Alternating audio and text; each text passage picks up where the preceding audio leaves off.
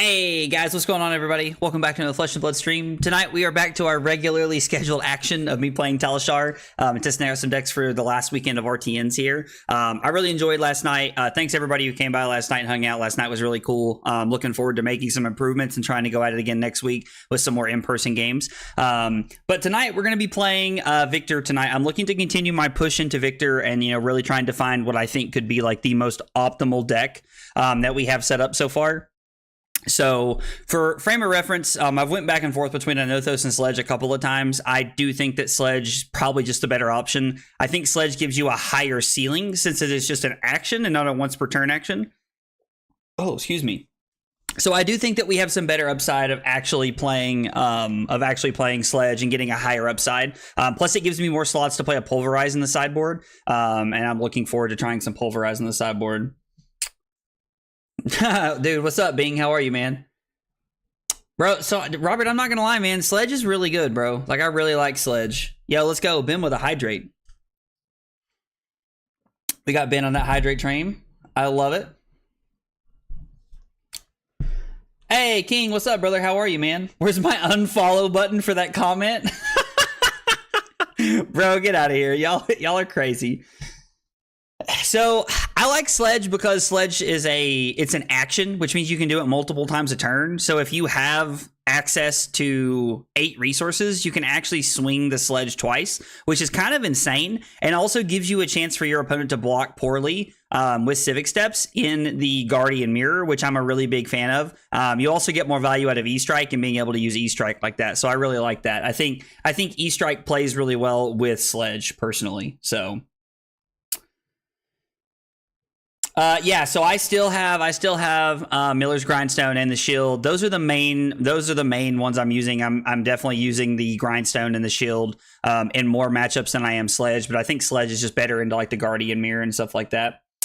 Bing, yes sir, I'm also on Twitch, buddy. You can hit ! Twitch and find my Twitch link if you're looking for it there. Every time I stream, I am live on YouTube, Kick, and Twitch all at the same time. I like to multi-stream so I can reach as many people as possible. I love Flesh and Blood, and the more people I can share that game with, the better off I think I'm going to be. So I'm all about it. Anothos or go home? Bro, get out of here. Get out of here with that Anothos or go home, man. Ridiculous. Oh my gosh. Twitch should be a command. If it doesn't pop up. Hang on. Let me see. It might not be a command. I thought I had it as a command, but I could be wrong. Apparently, I do not have it as a command. Sorry about that. Here, let me grab the link and I'll share it with you that way. So there is the link to my Twitch if you guys are looking for that and you're hanging out on YouTube. So, dude, I'm so excited for the Talishar tournament, man. I think it's going to be a lot of fun. I'm really excited to see what everybody brings. Like, whether you're just playing for fun or whether you're prepping for PT2, I think it's going to be a lot of fun, and I'm really excited. I think it's going to be a good time. So without further ado, let's go ahead and jump in. I'm going to talk a lot about the Victor deck tonight, and I'm going to talk about like changes I'm going to be making moving forward and how I see the deck playing out in the most positive way. So you'll notice right now that I'm running Arcane Lantern and Null Rune Boots, and then in my deck, I have 2 copies of Oasis Respite in my sideboard. Now, Oasis Respite is in the deck 100% for Kano. I don't play it in any other matchup besides Kano. When RTN season is over, I'm going to cut these 2 cards for 2 Sink Belows assuredly. Almost assuredly. And then I'd like to fit a 3rd Sink Below in, but I'm going to be honest, I just don't know that I can. Like, I really just don't know that I can. So we might just not be playing, we might just be playing 2 Sink Belows. I like the 1 Pulverize for the Guardian matchup as well. I'm a pretty big fan of that. So in KO, we play the 60 card special where we cut the 3 Trounces and we bring in 2 Pummels and a Staunch Response. And we're going to see how it pans out tonight. And we're not playing Tectonic Plating.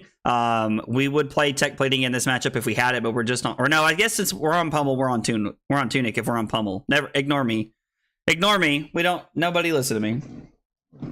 If I win a game, I will be happy. I mean, I think you'll definitely win a game for sure.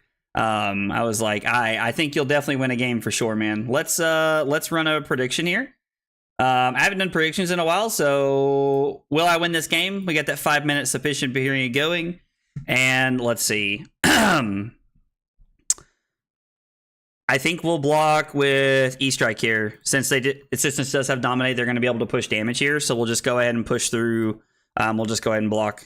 And then I think I'm going to block with the Golden Sun here. I think that's the best card I can block with.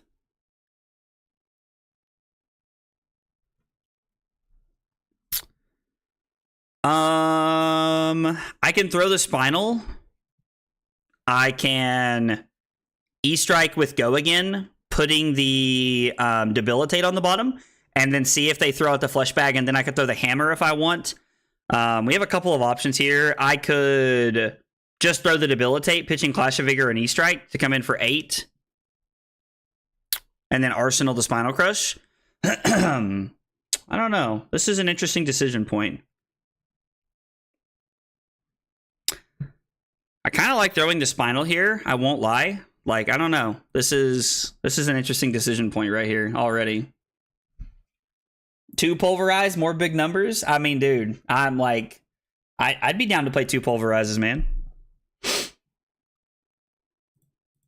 I think we're supposed to attack with Debilitate and Arsenal a card. Like, I think if we're not arsenaling a card here on, like, the first turn of the game, like, I think we're, like, kind of missing out on some potential value. It gives us the chance to block with 2 cards, and then be able to throw the Spinal Crush. So, yo, Camden Card Shop, thank you for the follow on Twitch. Appreciate you being here tonight and hanging out with us. We got 3 questions we ask everybody when they're here to the channel for the first time. What's your name? What got you into Flesh and Blood? And what, excuse me, good God. And what are your favorite hot dog toppings? Those are the 3 questions we ask. Those are the 3 questions we ask everybody when they're here for the first time. So for 9, I could block 3. I'd block with the Debilitate, throw Spinal Crush, and then Arsenal the Command and Conquer. I could block Debilitate and Command and Conquer, throw the Spinal Crush. That would leave me with 1 Command and Conquer left in the deck, and I don't really like that. So I think we're just going to have to take some damage here. I could give the shield. Actually, you know what? Let's give the shield. This is a good opportunity to give the shield here. I like giving the shield here. Oh, dude, let's go. It's Bing. Okay, cool. Well, dude, thanks for the double support, man. I appreciate it. I appreciate it a whole bunch. We'll just go ahead and throw the Spinal Crush. The adult Marvel heroes from heavy hitters will go down in price after RTN season. Probably Bear, if I had to guess. They'll probably drop a little bit. I think all cards kind of come to like a somewhat resting point. But there's probably there'll probably be a lull like between RTN season and between RTN season and going into the PT. That will probably have a little bit of a delay. Yeah, if I had to guess.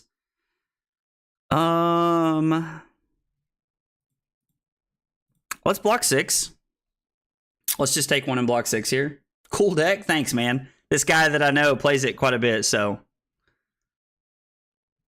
So they make 5 might tokens, so there's no agility token. Throwing the Command and Conquer doesn't really do much for me here. So, I mean, like, it's throw the Command and Conquer in Arsenal, or I can literally just throw the Hammer here. And I'm going to be honest, like, throwing the Hammer is not something I'm a huge fan of this early in the game, but... Oh... I mean, technically, we could throw the Command and Conquer and represent Pummel here. Like, and Arsenal the Disable, because I don't really want to Arsenal the Terrace Under when they have all of this armor up. Maybe I'm supposed to block 3 and take 4 there? I don't think so. I don't think that's the correct play.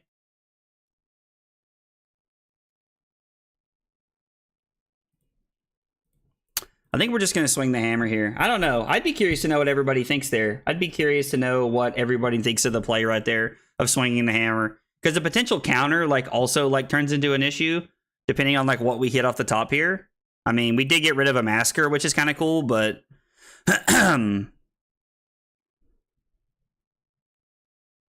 I was like, he's got to be discarding an Agile windup here. So this is going to be for, what, 8? Because he had 5 might tokens right here. Hey, Lillian, what's up? How are you? I don't have my secret weapon. I was about to get coaching, LOL, but he is too busy. Dude, you definitely need to hit Ethan up for that coaching, man. He's probably the best.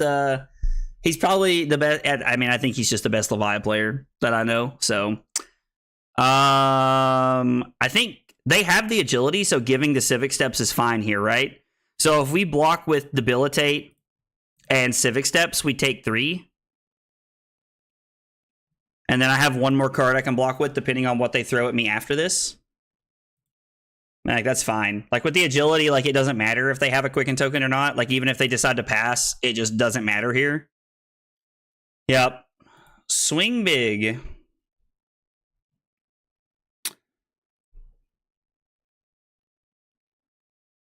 I mean, I can block 6, take 2, and then just throw the CNC here. I think that's fine. I think that's better than anything else we can do here, considering they are going to arsenal a card, which means they'll have to decide if they want to give me equipment or if they want to give me cards here. I don't know. Yeah, clashing against KO is very risky. Hey, Tameshi, what's up, dude? How are you? Just throw CNC because it's a damage race. I mean, I get that. That's fair. Always betting against aggro because he's playing Victor.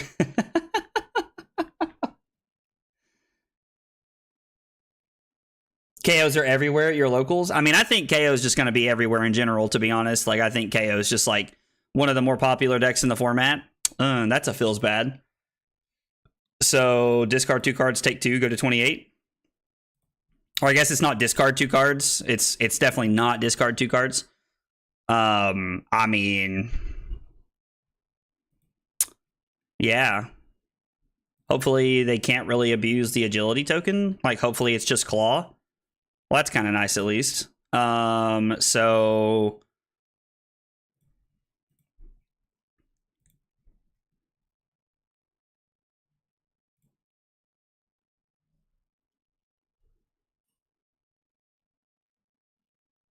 And they're going to come in for 8. So if we... I mean, we're going to draw a card first, right? Like, that's just... Like, that's the best play here. It's just to draw a card. So...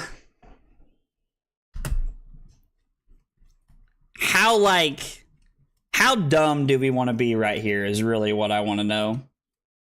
I opened the stream to see a Sledge. I'm disappointed. Well, bro, there is no Sledge here. It's in the sideboard. So look at it that way, man. Look at it that way. I mean, yeah, the fact that everybody, like, KO's line of play is actually fun, too, definitely does not help anybody's case, for sure. So, we could just, like, no blocks and go to 18 here. And throw the Spinal Crush and see if our opponent respects the pummel with the Flesh Bag.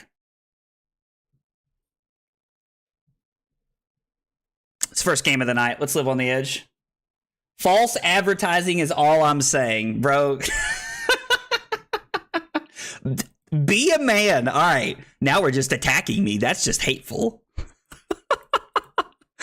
We'll see what happens here. I mean, to be fair, like, if our opponent, like, yeah, like, immediately. We took 8 damage. Of course they did. Like, bro, if they weren't, like, they're a boob, in my opinion, because, like, I took 8 damage to do that. More like Sludge. Get out of here, dude. Sledge is great. Sledge is really good. Like, I'm still, like, stuck on what I like better, but I think Sledge is the better pick. Like, honestly, I think Sledge is the better pick for the mirror. So we're going to Arsenal this. And we're gonna do it again. Oh, man. So, yeah. If I block Test of Strength... If I block Test of Strength, shield here, I block 6, take 4, go to 14. Haha, he said boob. That's right. Tell him, Drew. I mean... We get to, like, go to 14 and just do it again. Except he has no protection this time, so... Had to step away right at the start of the stream. Well, welcome back, my friend. Welcome back. Well, dude, if we knew we were going to win the clash with the blue, we should have just blocked. Duh, forehead. Jesus, should have blocked more. I don't know what I was doing. Dude, Sledge does not suck. Get out of here, Robert. What card am I okay arsenaling here? Or am I just going to pitch everything? I mean, I guess I can keep the Cranial Crush, right? Like, Cranial Crush is pretty good. Yeah, I mean, Cranial Crush isn't bad. I could alternatively draw a card here off the gold. Like, that could just be the line that we decide to go for here. If they're willing to take 9, I'm willing to say no blocks. Or like no reactions here every time. Every single day of the week and twice on Sunday.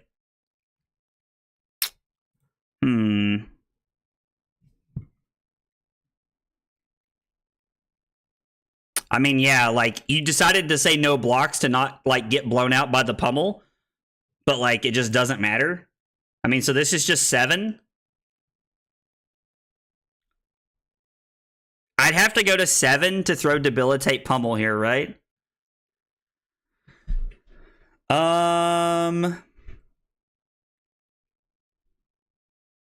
Man, drawing trip reds here is unfortunate. Yeah, because I'd have to use Cranial Crush and the Tunic to play the debilitate and then pitch these 2 to play the pummel. I mean, I guess technically I could block with my gauntlets here if I wanted to.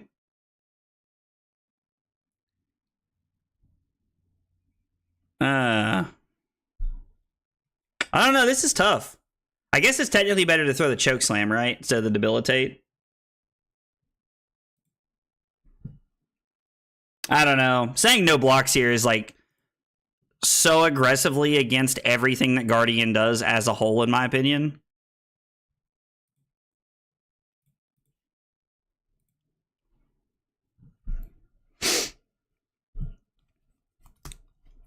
Like, Guardian saying no blocks is just so wrong. Like, and it's so funny because I was just talking to somebody about this the other day. I think we have to take the pummel here. Our opponent gave us a card. Like, and there's no way they can block 12. Oh my gosh, I hate when it does this. Bro. I mean, we could have cracked the gold there, Tameshi. That was like a real option. Like, cracking gold was like a real option. They take 9, join us at 7, and discard a card. And nothing they do can gain power next turn, which is kind of nice. So now we're like in this spot where like we're trying to play a value game against them.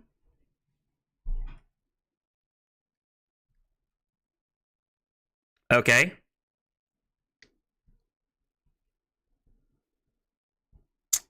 Block 3, take 3, throw chokeslam.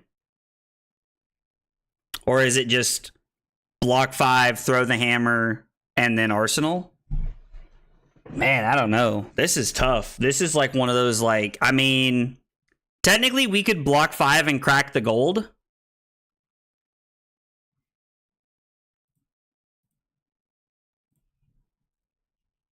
I could arsenal, like I could take some damage or like give gauntlets here to like arsenal the rouse. But I don't think that's the line of play that I want to take. I think we're supposed to live on the edge here. That is rather unfortunate.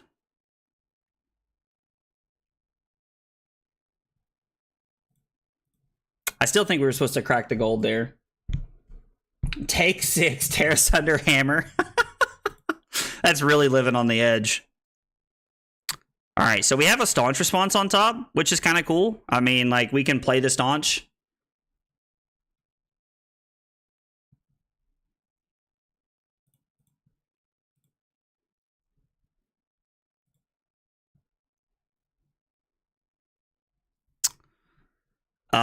Take 3, go to 3 after playing the staunch.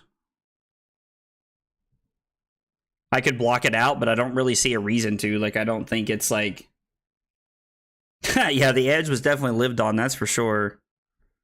We're doing what we can. I don't know, like...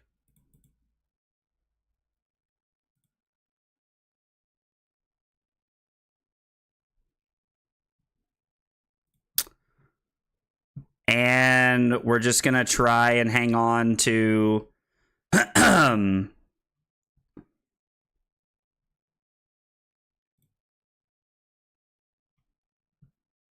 I mean, blocking 5 and blocking 6 here doesn't matter. The difference between 2 and 1 is irrelevant. They're both bad. Like, once we go to 2, it doesn't matter. So we're just going to block like this. Dude, I haven't got a command set up, man. I wanted to hear from you on what you thought it should be, man. I haven't heard from you about what that command should be yet.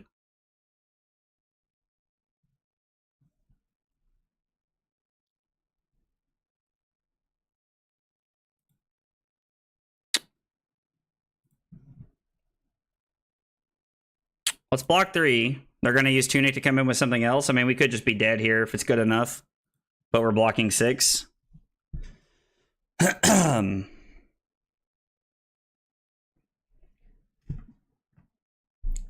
mean, yeah, we're just going to pass.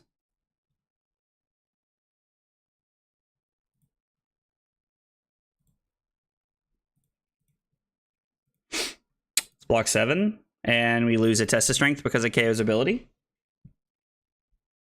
Hey, Meta, how are you, buddy? This is Flesh and Blood TCG. And we're probably just dead here, right? To like whatever they have to do, we're probably just dead. Yep. I mean, block 5 and die. Yep, nothing I can do about it. Good game, opponent. So this is one of those weird matchups, in my opinion, where like playing the pummels. So like talking to people, they were telling me to play pummels the other night, right? And so like, I'm not saying that like it's just wrong, but you cannot play the pummel from your hand if the KO knows what's going on at all. Like, it's just not possible. Like, let's see here. Choose prediction outcome. Big Sag, I lost. Whoever like the one person that voted against me was just gets just gets the channel points there. You would have won if Anothos was in your inventory.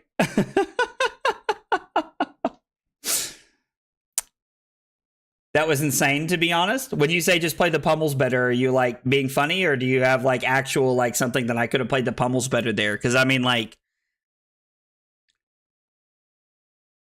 the only option we would have had that turn would have been we would have blocked 6, and then we would have just like thrown the attack, and use the Tunic. I mean, that's very possible. Pummeling the Chokeslam. Just block 6 and throw the Chokeslam. So I mean, so we had already seen one CNC, and there's only one CNC left in my deck. And the way that game goes, you can't just sit on you can't sit on the pummel all game, in my opinion. Like, I hear what you're saying, and like, don't get me wrong, I'm not disagreeing. Like, Tunic, like the whole CNC thing, like pummel CNC is insane, and like you get so much value out of that. But if you don't see it, you will die because you decided to sit and play patient all game. And KO is not a deck you can do that against, in my opinion.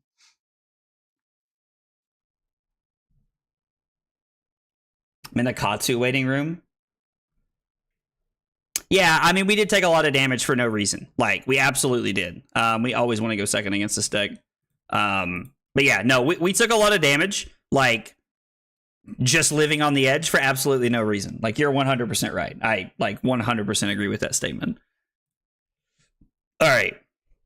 So I'm pretty sure we're running like almost the exact same everything into this deck, except we don't bring in the pummels. We leave in the trounces in this matchup. I was talking about the potential, like the possibility of playing pummel in this matchup, but somebody was telling me the other night not to do it at all. So we're going to stay away from it, and we're going to leave it like this. Oh, Tabeshi, no. That's not your fault at all, brother. Like, you have no need to apologize, man. Like, I actively went into all right, we're gonna run another prediction if you're hanging out on Twitch tonight. I actively went into that being like, yeah, you know what? Like, if it happens, like, if we're gonna do this, and like, I'm pretty sure like it was all just like, yeah, get him, yeah, silly stuff like that. Like, I'm like, I think everybody knew that like me like trying to throw the spinal pummel and taking a whole bunch of damage the first time around was definitely the incorrect play. I mean, we can go 5 go again into... We can go 5 go again, put in the Golden Sun on the bottom into 7. We could also draw a card and like hope it's not terrible.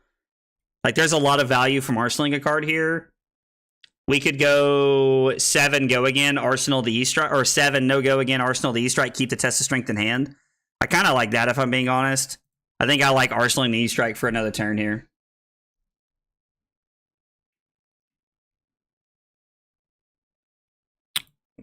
What? What am I too smart for? What are you talking about, man? What are you going on about over there, Drew? Victor does have a lot of shield, bro. Victor has a lot of shield. There's a lot of blockage coming on from the Victor deck for sure. So this is just for 5. So I think we're just gonna block like this. Like the Macho Grande is realistically probably just never gonna get played.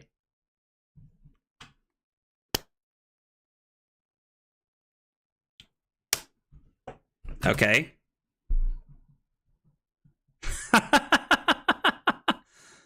Okay. I mean, yeah.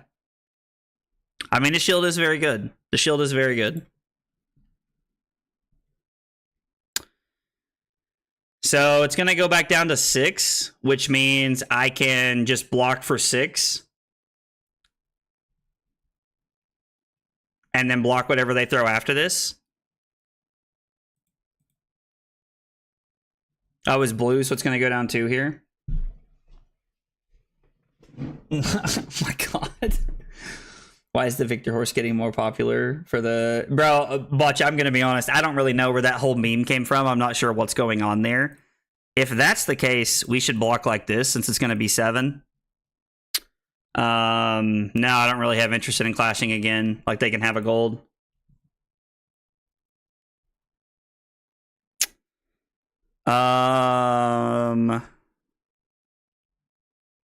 Block 5, take 5, E-strike for 7. Well, there's 2 blood rushes gone. Problem is they got a lot of equipment for their work there, and we have touched none of theirs yet, so we are now not in a great spot, like as far as like equipment is concerned, but we have gotten through 2 blood rushes already, which is pretty good. I mean, I don't know that them drawing double blood rush is even what they want to be seeing, to be honest. Like, I don't even know if that's good for them.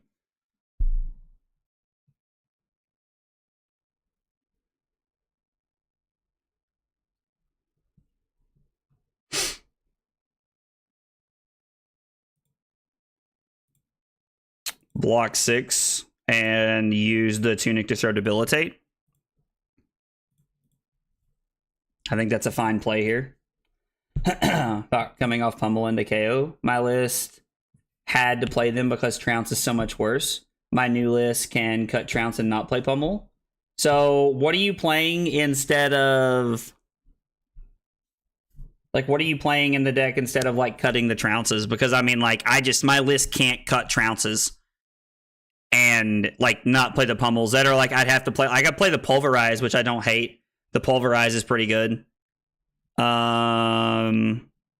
I block here and take 2, I can throw the Spinal.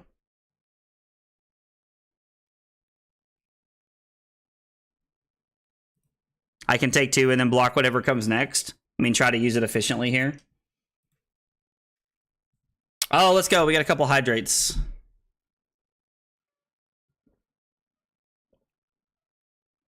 Oh, then we got a big Hydrate from Tameshi, too. We will get to the big Hydrate here in just a minute.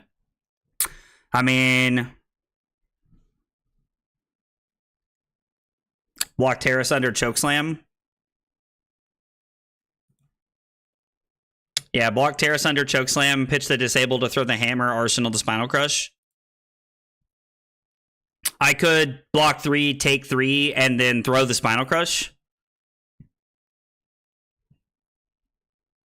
That also doesn't seem bad, but there's always just going to be a free turn where they're just going to get to throw Husk here and like kind of like stop whatever we're doing here. 2 hold the line and 1 sink. Oh, that's interesting. I'm going to tell our opponent we're thinking here. I really don't know if it's correct to block 3 or take 3. So if we block 3, we throw 4, or we can take 3 and we add 5, so it's better to take 3.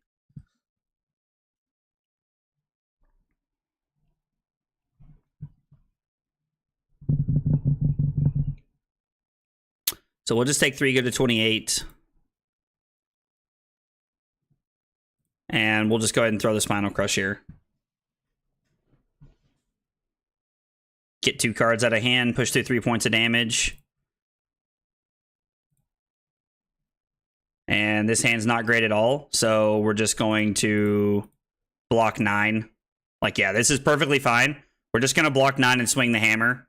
I don't really want to Arsenal a blue Macho Grande If our hand had been like triple blues and a red macho or a red debilitate or something like that, I would have just arsenaled the red there, but I think this is better here to just attack here.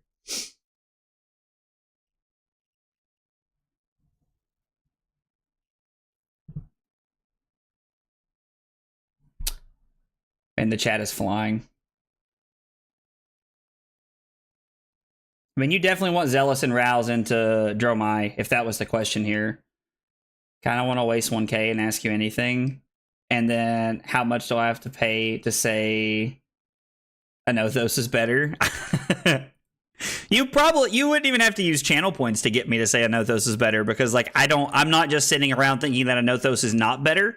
I just I think Anothos is like pretty good. And like honestly, I think like I like the way Tectonic Plating plays better than Tunic. Tunic is just, it's so good. Like, it's just so hard not to play. I think we're just supposed to... Actually, considering this is just a power race, am I just supposed to block here and throw the shield? I think that's correct. And we'll just throw 10 at them. I think that's the better play here. Using Tunic to just throw the Golden Sun for 10. Wait,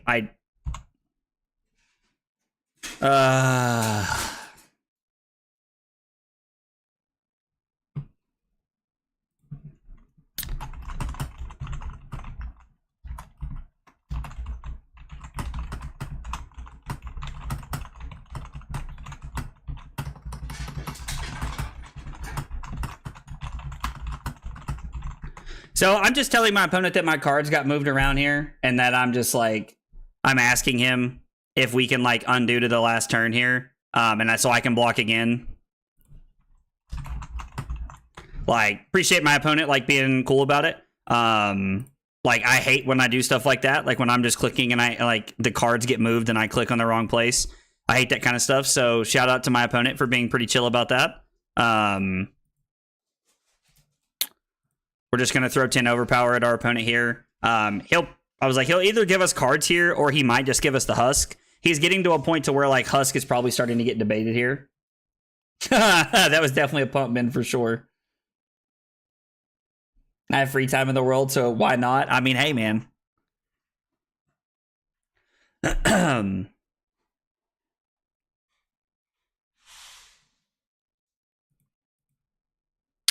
Let's block 6, throw the hammer, arsenal the Rouse. Arsenaling the Rouse is the correct play here, in my opinion. Like, it's almost like not really a debate. Like, I really want to arsenal the Rouse and like start to try to get some like value off of it, so. My Guardian one trick can have a lot of reps on Oldhim and Bravo. I have to say, nothing has played like Oldhim since everything left. Since Oldhim left. But I don't know why I was expecting any different. So this is a block hand. Like, this is just a...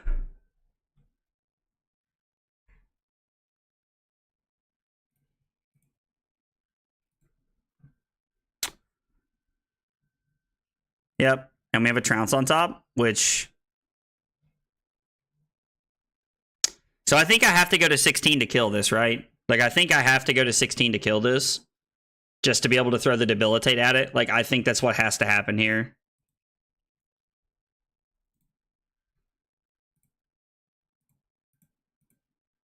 Yeah, I think we have to kill this thing. Ice was a mistake. I don't know. Ice was kind of cool. I need some reps in the Victor. Yeah, Drew, let's play one after this for sure, man. For sure.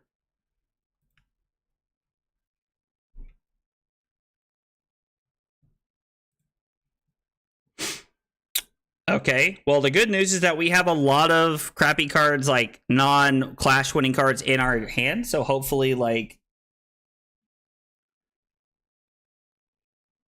So hopefully that means we win some clashes here.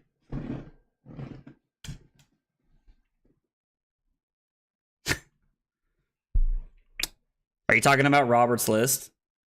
I mean, like, I think you have to accept a loss to Kano. I think a lot of people, like, just kind of, like, come to terms with that.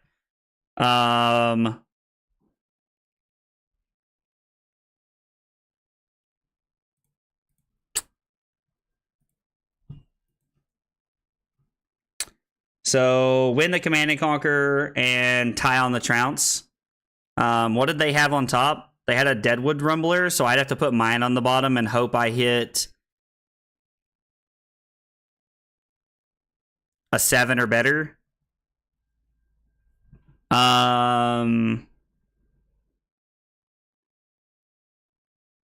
What does the Vigor do for me? I mean, like, winning this, like, doesn't really draw me another card, so, like, I don't get an insane amount of value off of it.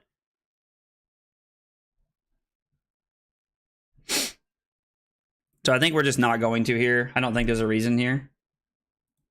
Yeah, I mean, if we throw the CNC, it definitely just gets husked for sure. Yo, let's go. Tameshi with the Prime sub. Thank you, brother. I appreciate that a whole lot, man. Thanks, man. I really appreciate it. So we know we have a losing Clash on top, but like in order, like I think we're just blocking 6 here, right?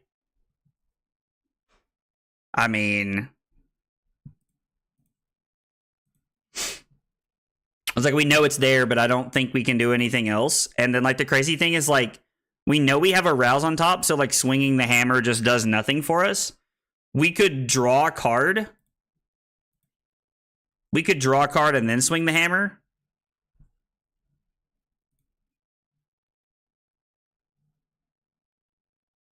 I don't know. I think we'll just pass here. Jesus. Okay. That's not what we wanted to see. Not what we want to see at all.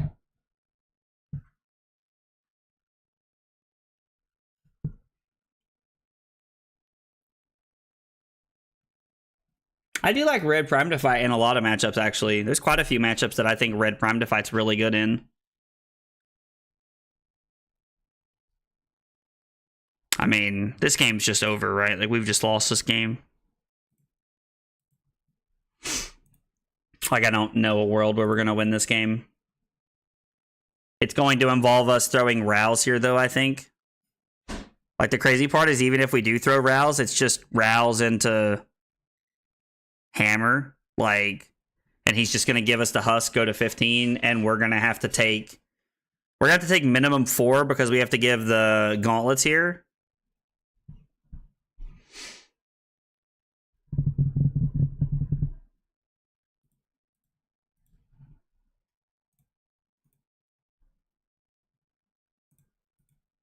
Let's just throw the hammer here.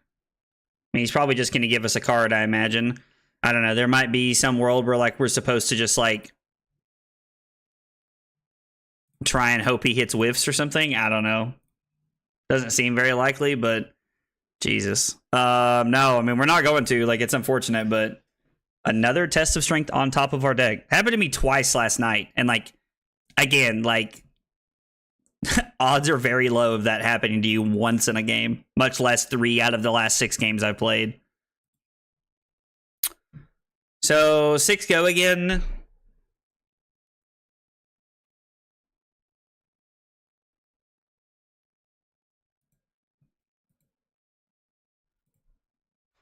Hey, we actually won a clash, and because we win it with the Thunk, we get a Might token, which is kind of cool. Yeah, Keshkar, I actually really agree that like the idea of like Rouse like without Anothos is like really not that great. But we're just kind of required to play Rouse in the main deck to like fit our blue quota and what we're actually trying to look for here. So the crazy part is like this, there could be something behind this. Like this could have something behind it.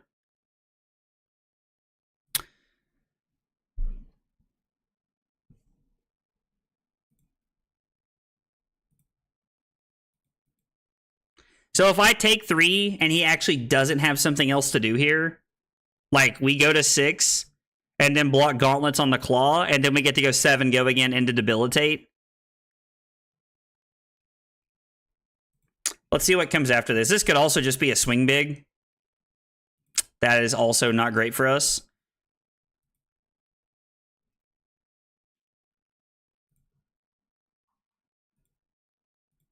I think we have to block this. I mean, our out right now is like hoping our opponent's internet dies. Like, I don't know, like, I mean, maybe I'm just supposed to like block and hope they hit like all their whiffs. Like they have technically 3 whiffs in here, but like again, like I mean, we are playing to an out, but I think we're playing to like a very low out. Our opponent can just block with the husk here. Like our opponent has been on the front foot every step of this game. Like the Victor deck has felt very awkward tonight, and I can't tell if I'm drawing really badly or I can't tell if I'm playing really badly. More than likely, the answer is that I'm playing really badly. That's pretty much always the answer when you're losing in Flesh and Blood. Like, and again, I don't mean that to be rude, but it's just the truth. If you're losing in Flesh and Blood, then like more than likely it is because you are not playing well, as opposed to the idea that like it is because of the deck. Like that's like it is more than likely because you are not playing well. And we're probably dead right here.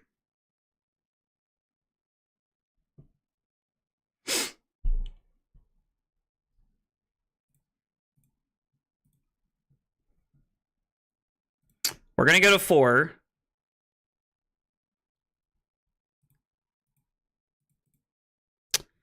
And then if this isn't something that can turn off Blood Debt, okay, and it is, so we're going to go to 1, which means now we're just waiting to die to the... Now we're just waiting to die to the Reckless Swing, which is unfortunate, but... Like, again, like, we have blocked with everything we can here. I don't know. Like, I'd have to go back and look. I don't know how I can play better this game.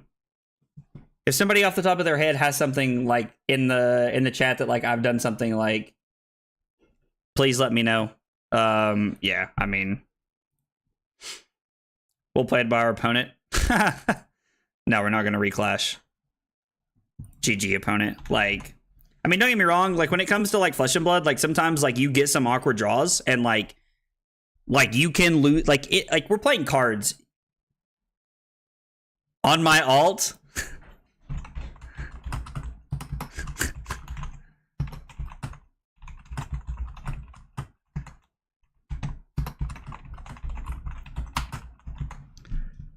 That's hilarious.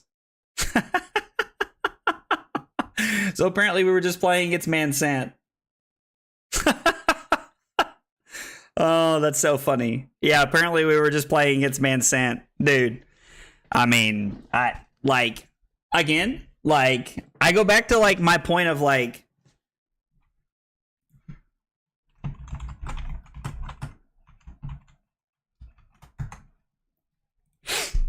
so kind of going back to like what I was talking about there, like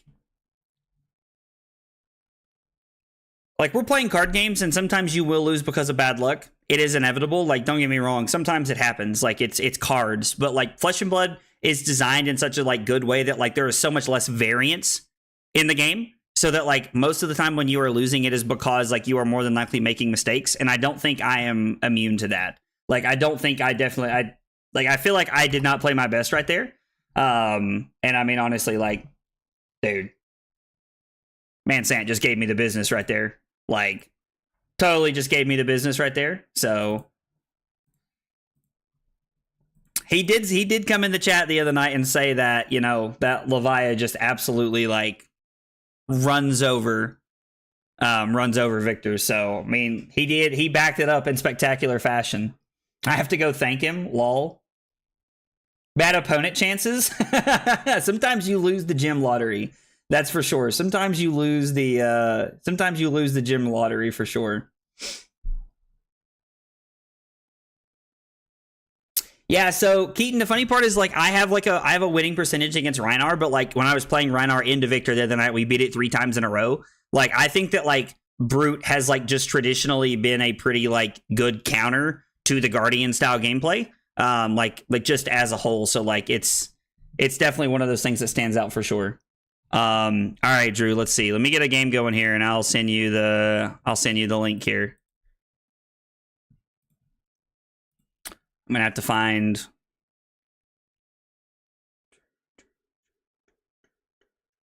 There you are.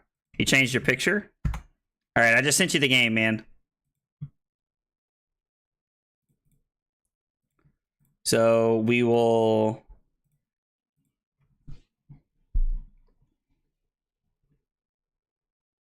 Dude, I mean, man, Dude, I lose and he's and I lose and he gets all the channel points. Got to go cook dinner now. We'll have the stream on alert. Dude, I appreciate it, man. Good game, man. I feel like I got an insight to like how good you are at Levia right there, or Levia right there. So I'm going to go first, which is definitely not what we want to do. So let's see. We got the Fi and Katsu, how we board here. So what we do is like we run our main cards here. Since we're playing against Katsu, we're actually going to bring in Crown of Providence. So not a lot of the new Katsu lists are playing Art of War from what I've seen. At least I haven't seen a lot of them doing it. So I'm just going to bring in Crown of Providence to make sure I play around it here. And we have our main 60 card deck here. We don't have any of our, like, we don't have Respites or Zealous Beltings. Like, we're just playing our cards, and we're going to try and use Tests of Strength and Trounce to, like, really try and give us a lot of value over the course of the game.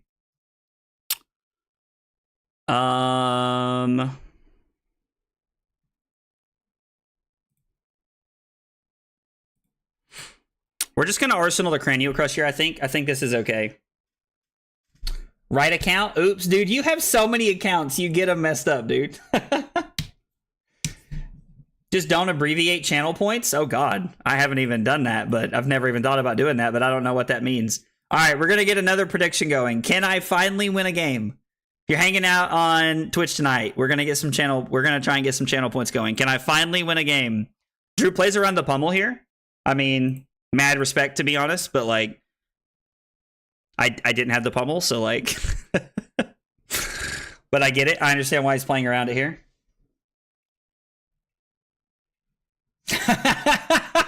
I didn't even think about it that way. Ethan really is flexing his fab influence, man. We get the Runaways, Flesh and Blood TCG, and Mansant all in one place, brother. That's hilarious. So, man, if Tunic was coming up, we could make a play where we actually block with the Aura Magus and like play We Have Crippling Crush at home. I'm going to block 3 here. I mean, this could be a Razor. Like, we could get absolutely obliterated here. Yo, Havoc, what's up, brother? Was also first turn. I mean, yeah, I like Drew's block a lot there, to be honest. This kind of can shut off, like, Whelming Gustwave from being a problem if it crushes. So, like, this does have some effect in this matchup, but I also really like that Drew's on Mask of the Pouncing Lynx. I think that's really good.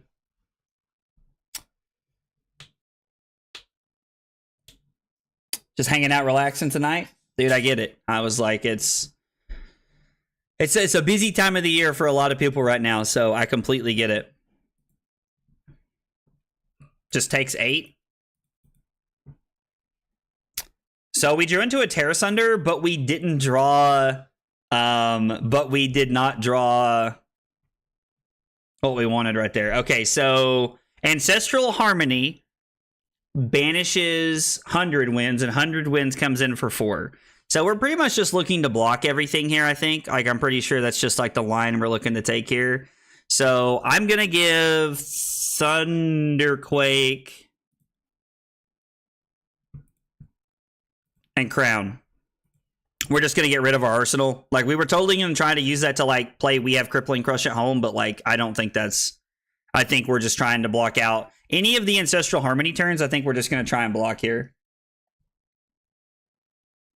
And I'm banking the points, Raffle.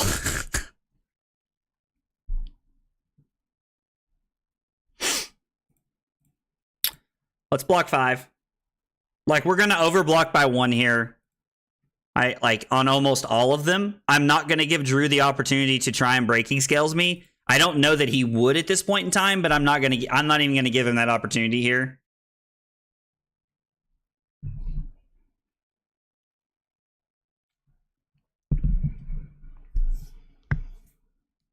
Just as I believe in scowling. Well, I appreciate it, man. I appreciate it. I'm trying not to make y'all look too bad for believing that I'm going to win some games tonight.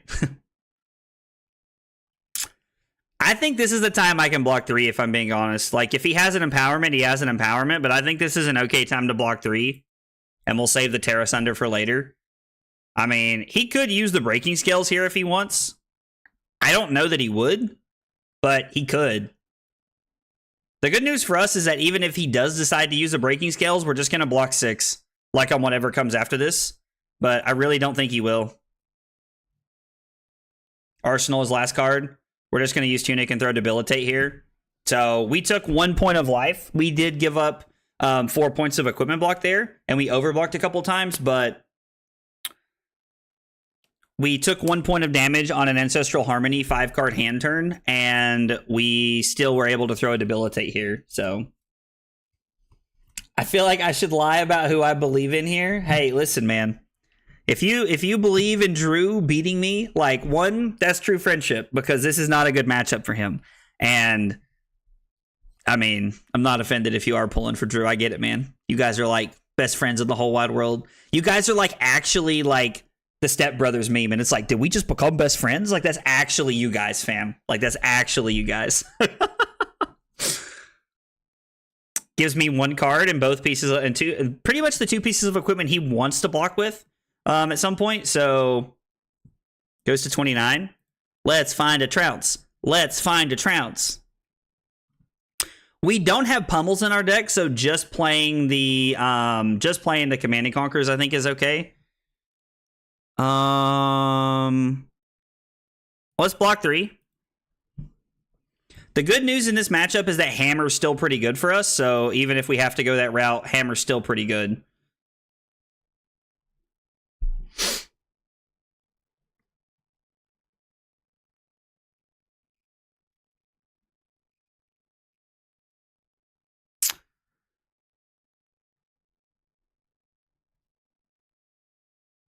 So if he hits, he gets a Katsu here. I mean, maybe I'm just supposed to block 4 to, like, bait it out. Maybe I'm just supposed to get him to give it to me here. I really don't know. I don't know. Hey, man, Drew hasn't given me the word on what a good, like, stinky command should be. So we're still just kind of hanging out, waiting for that.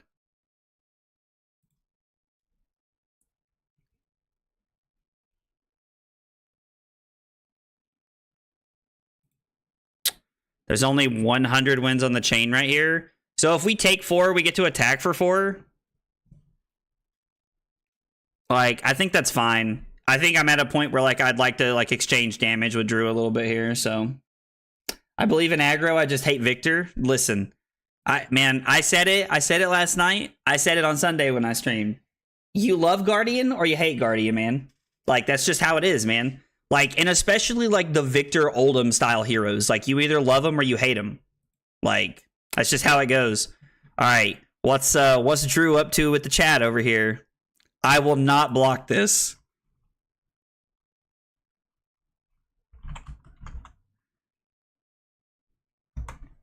He said, I will not block this, but I swear to God, if this hits my blue bonds, I will scream. And I just said, bet, fam.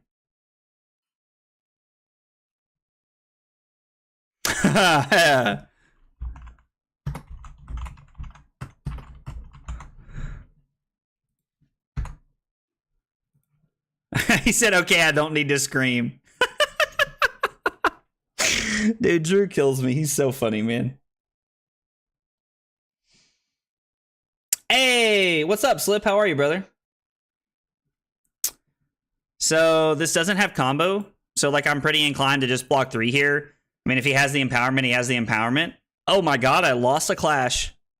Bro, what? He just said Pog. Oh, man. I love Drew. God, he's so funny.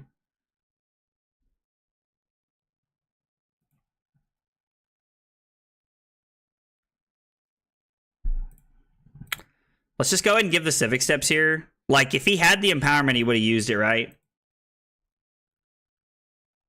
Like, that's my thought process looking at this. If he had the empowerment, he would have used it. Yeah, seeing the Rouse on top was not great. Yeah, Callier, I won't lie, man. The Rouses have not been good at all for me tonight. Like, at all.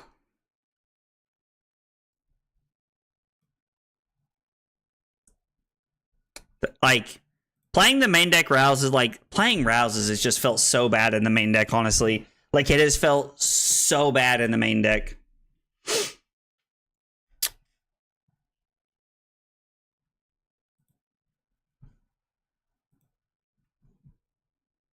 What are we doing here?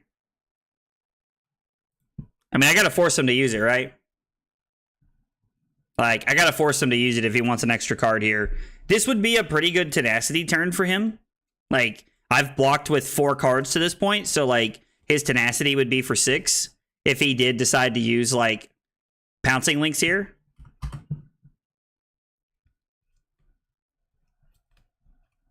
How powerless Victor is against Levia. I feel like this story's gonna get so out of hand so fast.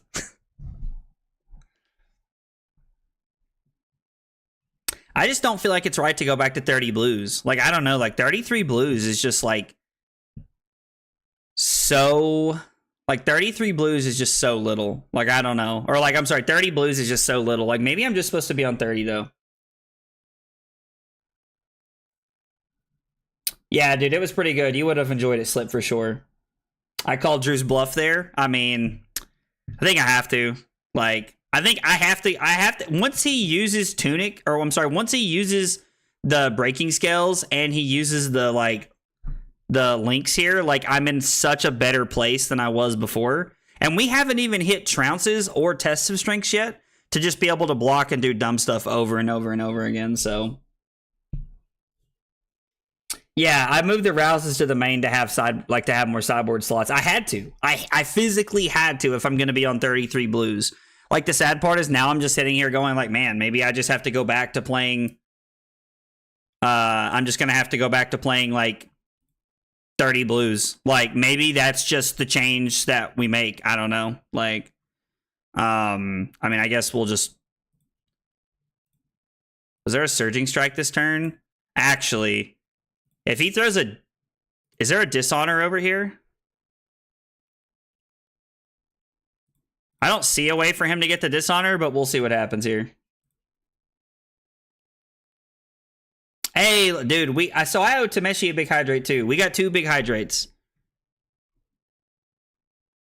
I mean, he could have a dishonor in hand. Like, that's not crazy to think about, in my opinion.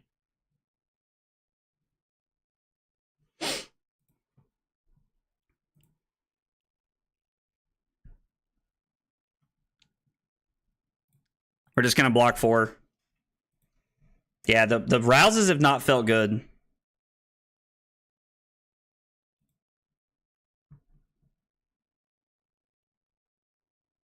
I mean, so the question is, if I cut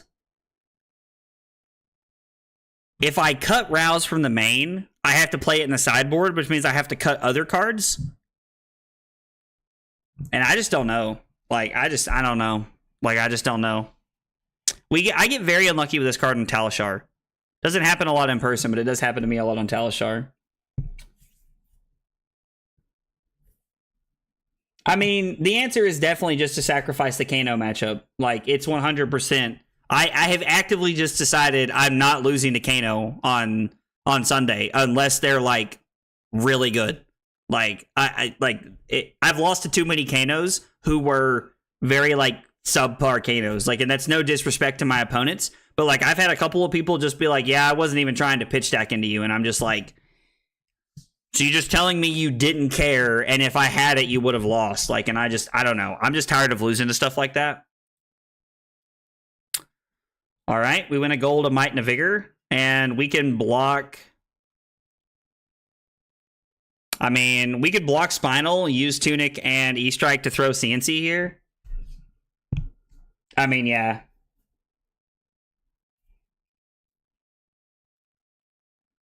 Yeah, I don't know that I would like blue Ripple Away. I do like the idea of, like, trying to throw things out, though. Like, throwing just random things out there. I saw the plant went down, so I've been fixing and cleaning things. Oh, dude, that sucks, Slip. That sucks, man.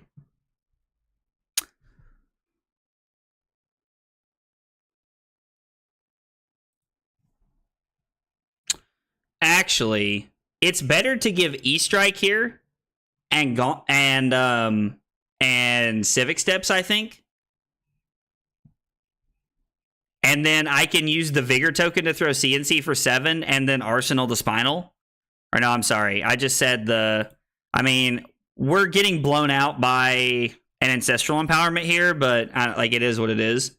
If he has the bonds, he has the bonds. Like, that's all there is.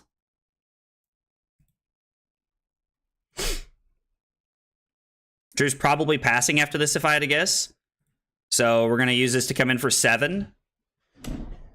The Trout's like really paying off dividends for us there. And now we're going to get at least, like, he's either going to like sacrifice his arsenal and give us a 3-point life lead, or he's going to give us like 3 cards here, which is fantastic either way. So would you feel better if you just lost to dice rolls? I mean, so honestly, like, I know that I've been like so adamant about Kano and like beating it, but I'm probably going to cut the Kano stuff from my sideboard. Like, to be honest, like before Saturday or like before Sunday, because the more I play games and I wish I had those other slots to fix better matchups, I just continue to be like, you can actually fix some of the problems you're upset about, like that I wish I could fix when I'm playing and streaming. You know what? After the game, we're just gonna cut all the Kano crap. We're gonna pull up the list. I'm gonna cut all the Kano crap, and we're just gonna play it. And then we're just gonna play the list after we make some changes. So, like, I've never done this on stream, but you guys can help me make the changes that we talk about here and make the changes we want to make. So, you guys, for the first time ever, the stream will have an input in what I'm playing in my deck.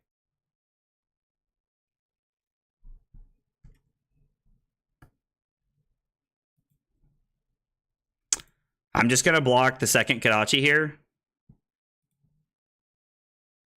Actually, yeah, I think I'd rather do this. Oh, nice. Let's go.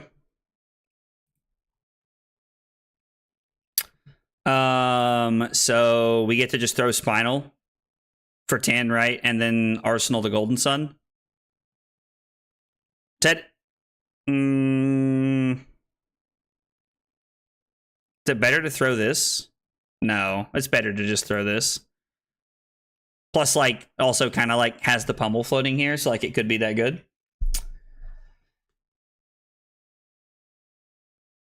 Sacrifice a lamb to Jim and it'll protect you. My list is in your Discord. Yeah, we'll pull it up and look at it. I like to see the differences for sure.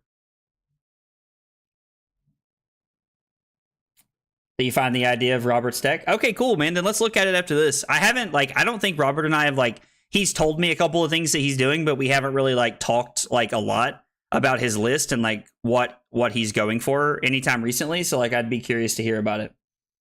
Hold up. What, Tameshi? Oh, I got 2 big hydrates after this, and that works because I got to use the bathroom. I got to use the bathroom. We'll do a couple big hydrates here.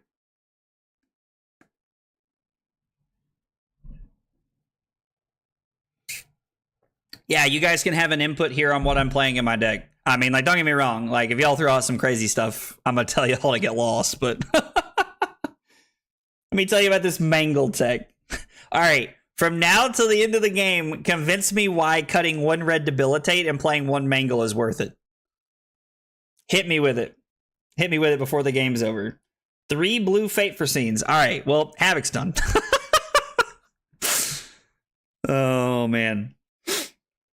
I mean,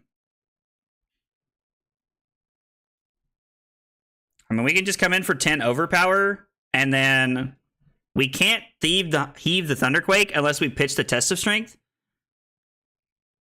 And there's no guarantee we're seeing another Clash card, so I'd kind of like to keep the Test of Strength.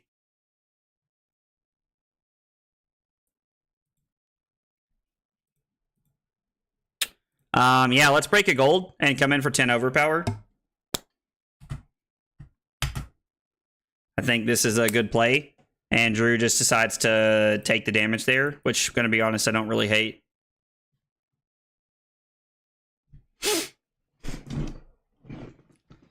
Like, I think Drew has to have a good hand. Drew was on Art of War, which is interesting. So, 3 copies of Crazy Brew. Titanium baubles. Can't get high rolled if they can't roll. Dude, y'all are on some sauce. Y'all are on some sauce. I mean, listen, I do want blues. I think I'm just going to have to play 30 blues, honestly. Every single person's list I look at is just playing 30 blues. And so, like, every time this conversation comes up, I'm just like, yeah, I'm probably just going to have to play 30 blues. And that's just going to have to be that. Am I supposed to give Tunic here?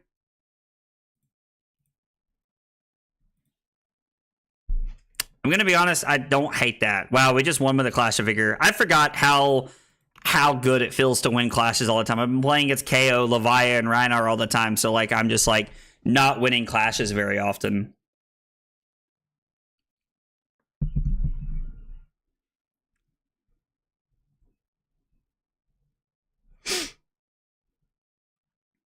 I mean, if we're able to keep 2 cards, we can keep E-Strike and Terra Sunder, or we can keep Thunk and Terra Sunder, and we can throw 8 or we can throw 7. So, I mean, it's kind of like, I don't know, whatever we decide to go with here.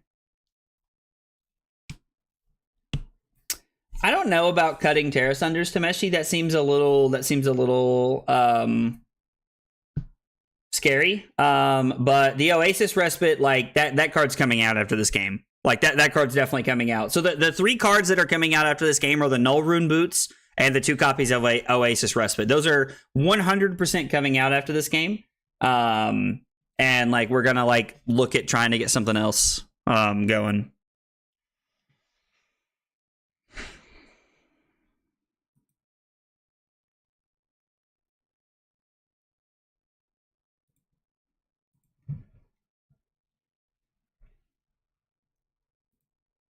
Also, let's go. Cross it over 55 viewers. Dude, thank you guys for being here. I appreciate you guys being here and hanging out tonight. I mean, we might not be throwing anything on our turn. Okay, so he's got a Bonds here.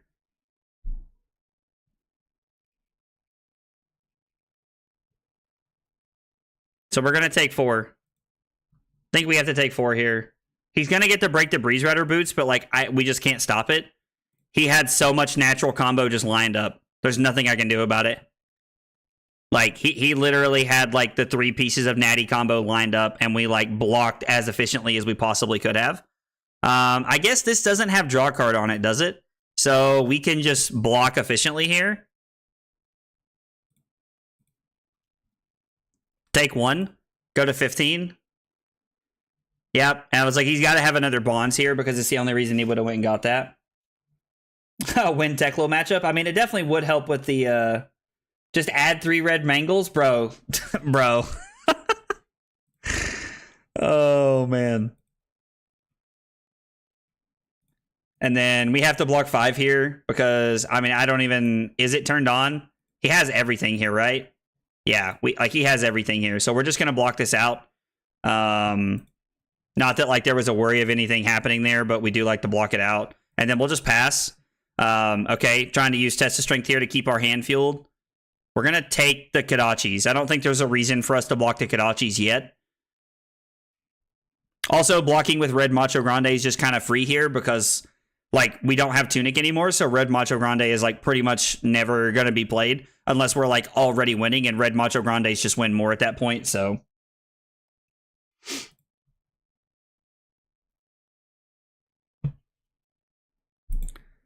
I mean, there could be other Art of Wars, I guess. And he just passes.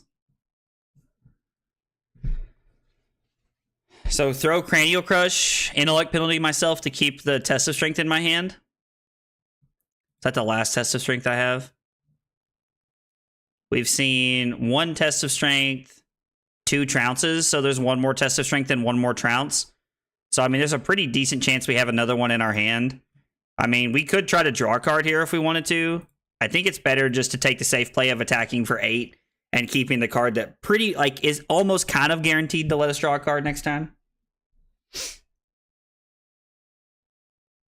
To shore up the brute matchups, red down but not outs, and then we're just going to lose our clashes so that we can just have...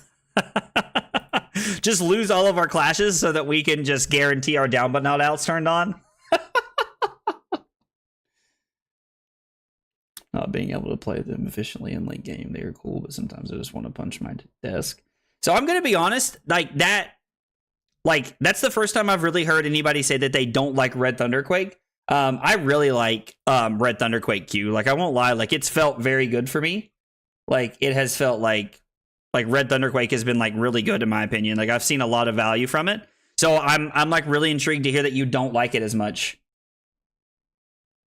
Pay-ups for the Lost Clash. What is pay-ups? I don't remember what that is. Trent, wait, wrong chat. Yeah, listen, we got bullied online for saying something that wasn't intellect penalty, so here we are. I'm going to take the Kadachi.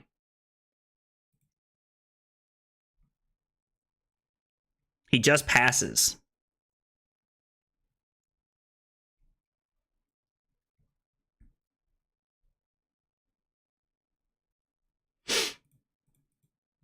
I mean, again, like, we are literally just intellect penaltying ourselves, like, by keeping this in our hand, but this card is so good and gets so much value here. Betsy Gaming win? What? I'm so confused. Yeah, for anybody who missed it, I posted a video and I said I was going to keep a card in my hand, and I said I pee myself. And everybody got a field day with that, so now I'm strictly saying intellect penalty when I'm streaming, so there's that. Yep, and again, we're just going to pass and keep this in our hand.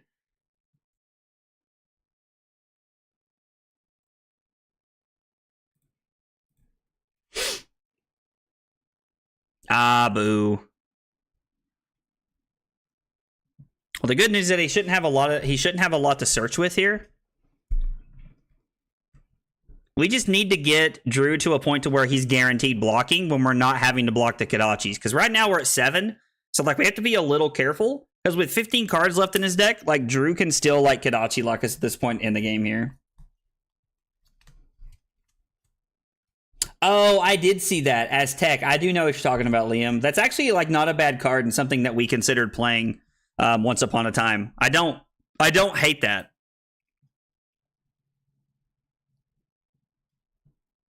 If he has another one, we're going to cry ourselves to sleep, but Jesus, bro.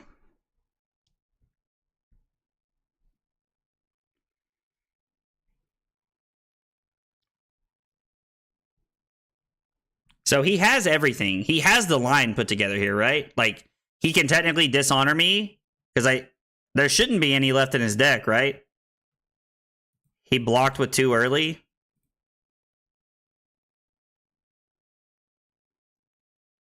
Yeah, no, there's no more left in your deck. He does going to have to undo and find something else here. I mean, and to be fair, if there's nothing else that he can add, I'm just going to block E-Strike and Rouse, and then I'm going to throw Hammer for 4. Because we're at a point where, like, we're just throwing the Hammer will probably get us there.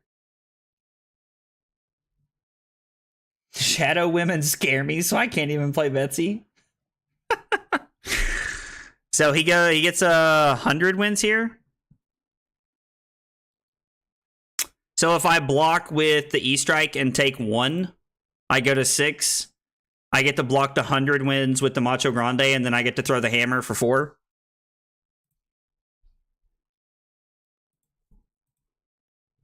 I think this is the correct line of play.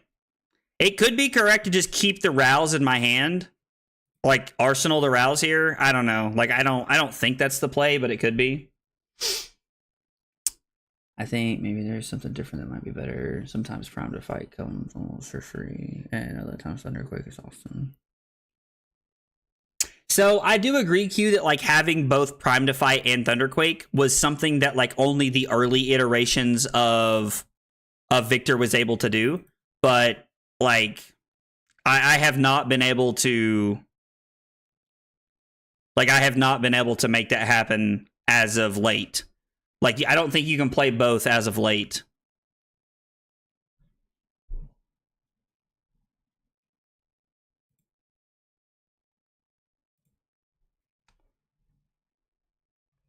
We're going to block the second Kadachi here with the Trounce. I mean, I was like, we should win the Trounce. And now we get to live the dream. The Trounce hitting us into another blue lets us go Rouse for 8 into Debilitate for 8, which is insane. Bonkers play. How could you massacre my boy like this? On low life as a trap, you should never be able to hold enough to play it. So, Silent, I agree very much so. That's why I decided not to go with that line. Because I do think that, like, arsenaling a Rouse or a Terra Sunder late in the game, a card that requires you to be able to keep, like, 2 to 3 cards. Like, Terra Sunder's not as bad, but Rouse requires you to keep 3 cards in hand because you have to pitch a card and then reveal 2 cards. So I do completely agree with that, like, assessment, like, as a whole, that, like, it is very hard to keep up with, for sure.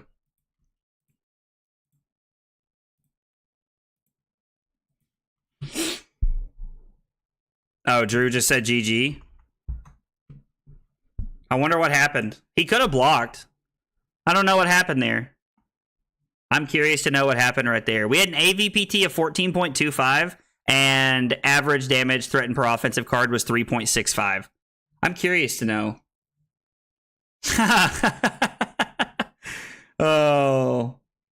Had double Art of War in hand. Okay, so you were on multiple Art of Wars. I was curious if you were only on one. Like, there was a point in the stream when I was like, man, like, is he only on one? Like, what's happening here? Like, when, like, we hadn't seen him, because normally you're either on some number of them or you're on 0. So like you're on none, or like you're on some of them. So yeah, sorry you had the double Art of War in hand there. My first time tonight, I didn't get points. Well, that means we're on the winning train now. So Josh losing his points is good for me and my winning record.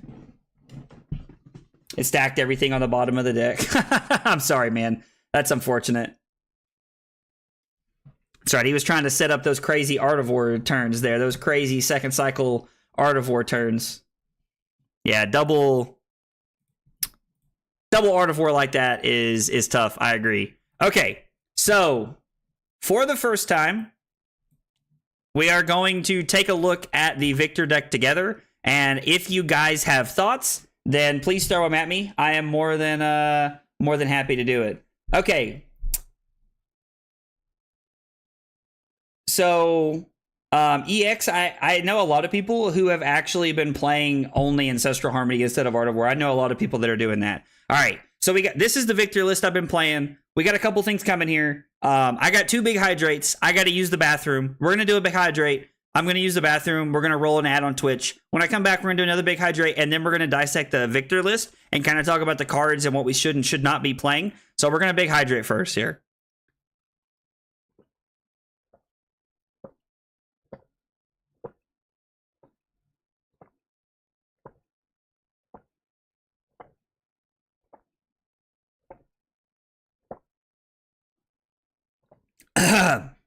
All right. Whew. Red Macho is a bad card. All right, Robert, you're done. Stonewall Impasse and Boast. Jesus, that's some sauce right there. Okay, I'm gonna use the bathroom. I'm gonna get some more water for the big hydrate. We just did Tameshis. We got slips coming, and when we get back, we're gonna talk about the deck and try to figure things out. Thanks for hanging out tonight, guys.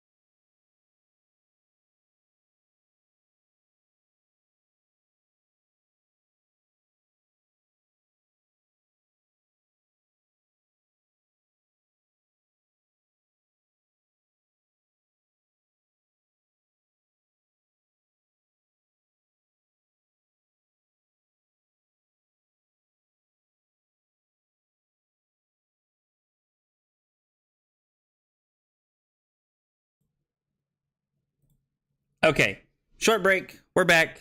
We got another big hydrate here for Slip, and then we're going to talk about the Victor deck.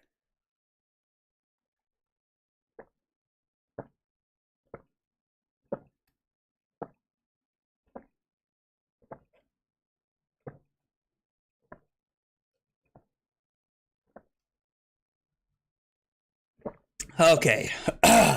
Jesus. Okay. So when we talk about the Victor deck, I mean, there's some staples of the deck that I don't think that can really go away. The cards like Chokeslam and Debilitate, like the 3-for-8 style cards, I think are like necessary at a certain point. Oh, excuse me. I've been a big fan of Red Macho Grande because I think it helps you in the mirror. I'm a pretty big fan of this card. Like, I just think it's really good, and I think it plays really well into the mirror. E-Strike is a great card, and I think also plays very well with Sledge. It does not play very well with Anothos, in my opinion, but I do like it with Sledge. You'll notice in my list that I'm currently on 2 Thunderquakes, 2 CNCs, and 2 Macho Grandes right now. The 2 CNCs, like, these were all a concession to try and fit in the E-Strikes.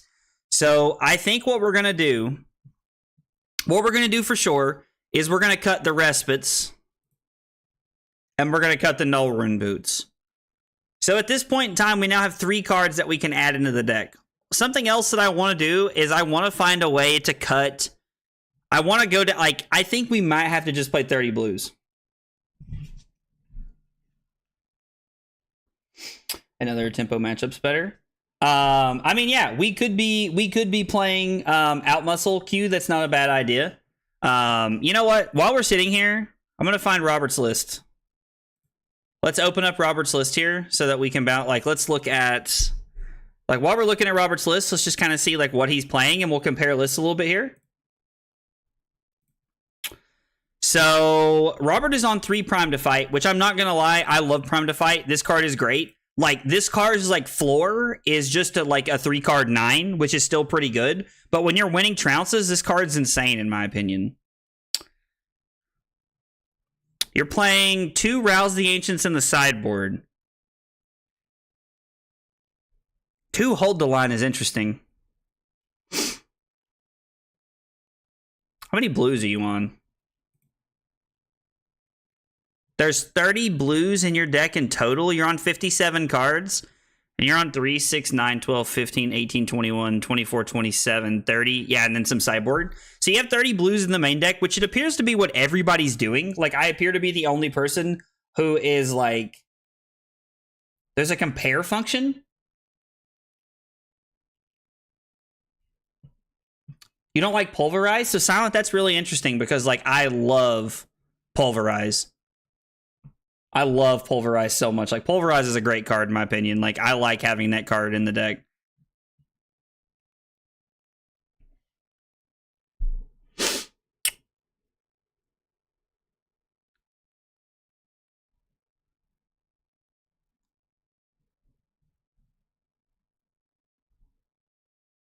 I did not know that there was a compare function, by the way. Like, I didn't know that was a thing.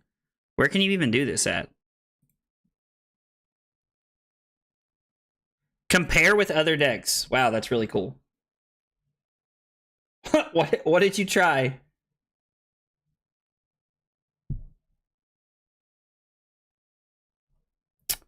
So Q, if you're asking about why I'm playing Lantern over Boots, I think everybody is playing Lantern over Boots because you have to have it for Dromi.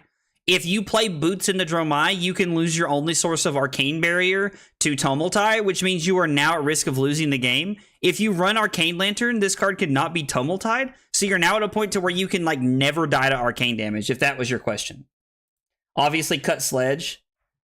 And play Talishar? Bro, y'all are trolling.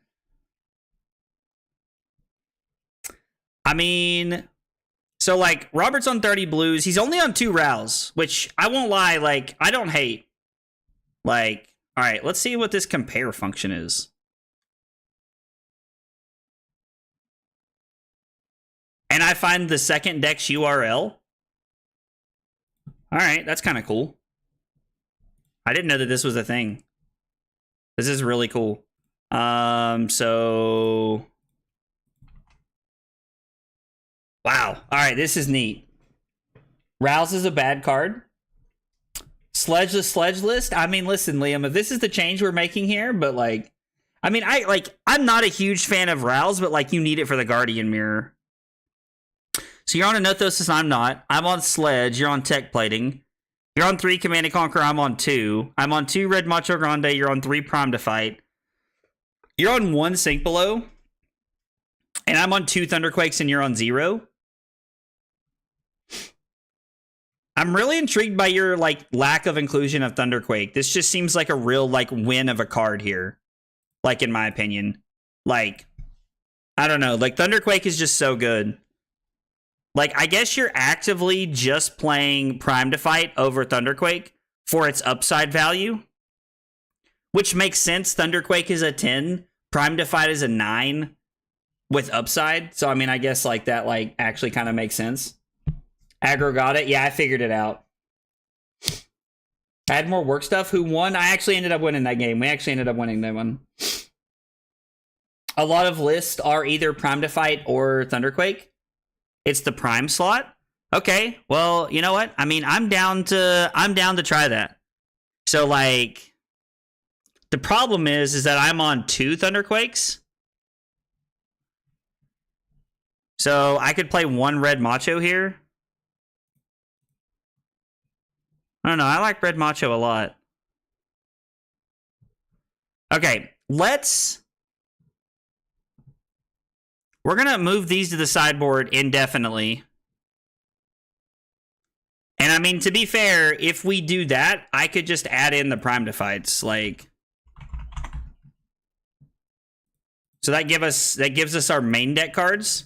So now we're looking at our 60 main deck cards, and technically our sideboard could just be this. Like, this could just be our sideboard.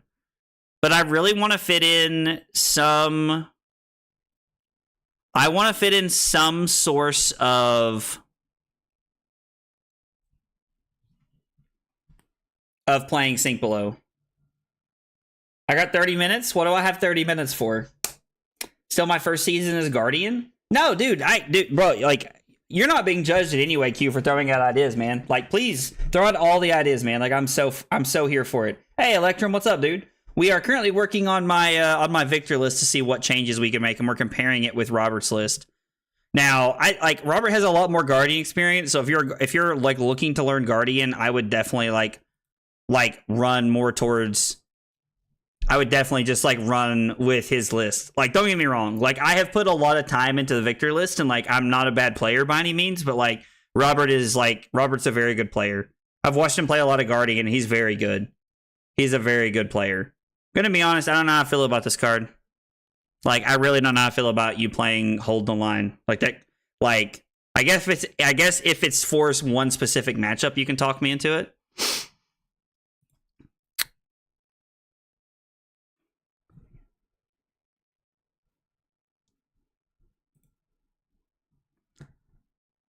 So if we cut Machos, I can just add in.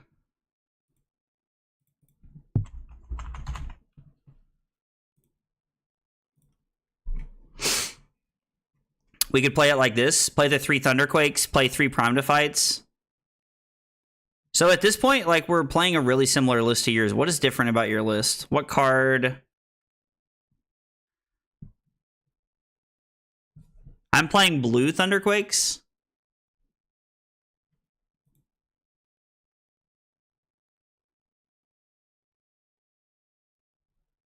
Oh, I have 60 cards in my main deck and you have 57. How well do the Prime to Fights play? I mean, the Prime to Fights are good. Like the Prime to Fights are like a good card. Like, I mean, like, the floor Prime to Fight is a 3-card 9. Like, the ceiling of that card is like a 2-card 11. So I don't know. Like, I think you play Prime to Fight because you want to win certain matchups, and because it helps you. Like, I think it helps your Bolton matchup quite a bit. Is like my initial take. It makes your like Katsu matchup better, like Phi, things like that. So, yo, Gio Lua, hope I said that correctly. Thank you for following on Twitch. I appreciate you being here tonight. We got 3 questions we ask everybody when they're here for the first time. What's your name? What got you into Flesh and Blood? And what are your favorite hot dog toppings? It's kind of like our personality questions we ask everybody. A single remembrance? I don't hate a single remembrance, to be honest, Thor. Like, that doesn't seem crazy to me. Understands he has the right hammer. The better hammer is the difference. I mean, it definitely has more than one good matchup for sure. I was looking at adding Buckle to pair with the Golden Sun to try and beat Teklo and possibly snipe Dynamo's and Furnace. Ooh, I kind of like that, Babar. That could be cool. I think you probably have to make a decision at a certain point whether you wanted to play Terra Sunder or Buckle, or maybe like you sideboard Buckle for certain matchups. I don't know. So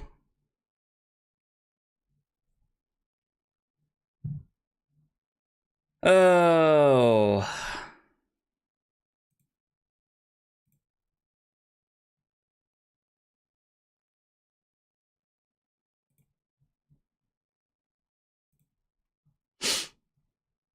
I live in constant argument with myself of playing Sledge or Anothos. So right now, looking at this is like the 80 that like I feel like okay about. That like I look at and I'm like, okay. I mean, I agree it is only for like ninjas do draw a lot of cards. Victor Tower build win. I mean, that would kind of be fun. I think we'd probably just play Betsy if we were going to do that, but I do like that idea, Tameshi. How to win the Guardian Mirror video, but I've never made an actual YouTube video before. We've only ever live streamed. Bro, if you have questions, like, Robert, if you guys have questions about, like, editing or putting a video together, like, dude, like, don't get me wrong, the creative side of the video, like, I can't help you with that because, like, I think every creator's video should be their own, like, personality in some fashion. But, bro, I'd be more than happy to sit down and talk about editing and, like, I help you, like, put something like that together if you wanted to edit it, man. Like, just let me know. Like, I'd be more than happy to help with something like that. We could cut, like, man, I don't know. This is like, the truth is, and I'll tell everybody this, I just like tech plating. I just like tech plating. I just like the tech plating. Like, I like to play Anothos and tech plating. Even if people will sit and tell me why Sledge is better, and you can tell me why Sledge is better, I like to play Anothos and tech plating. Like, I don't know. Like, it's just the Bravo inside of me, I guess. I don't know. It's tough. I'll probably take you up on that. Absolutely, man. Bro, look. There's Anothos. You happy, Josh? We have Anothos in the deck. You get to make a counter now. You can click that and put a Josh 2 aggro 0 now. Which one do you have a gold foil of? So it's funny that you say that because I did make the joke that one of my buddies kept winning the Victor mirror we were playing because he had a cold foil Anothos and I didn't. I was making that joke a little bit ago. Listen, if there's cookies, Liam, I'm always in. Geo started back summer, learned to play playing since, really enjoy the Guardian class. Dude, so Geo, I'm not gonna lie, man, like Guardian is like one of my favorite classes that there is in the game. I love it, man. Well, Geo, I appreciate you being here tonight and hanging out, man. I was like, it sounds like you've been playing Flesh and Blood for a while. It sounds like you started playing before I did, man. So thanks for coming by and hanging out tonight. So, like, I don't hate this. Like, I like this build. Honestly, short of like us cutting Command and Conquer and just adding in Righteous Cleansing, this is almost like the exact like first build of the deck that I played.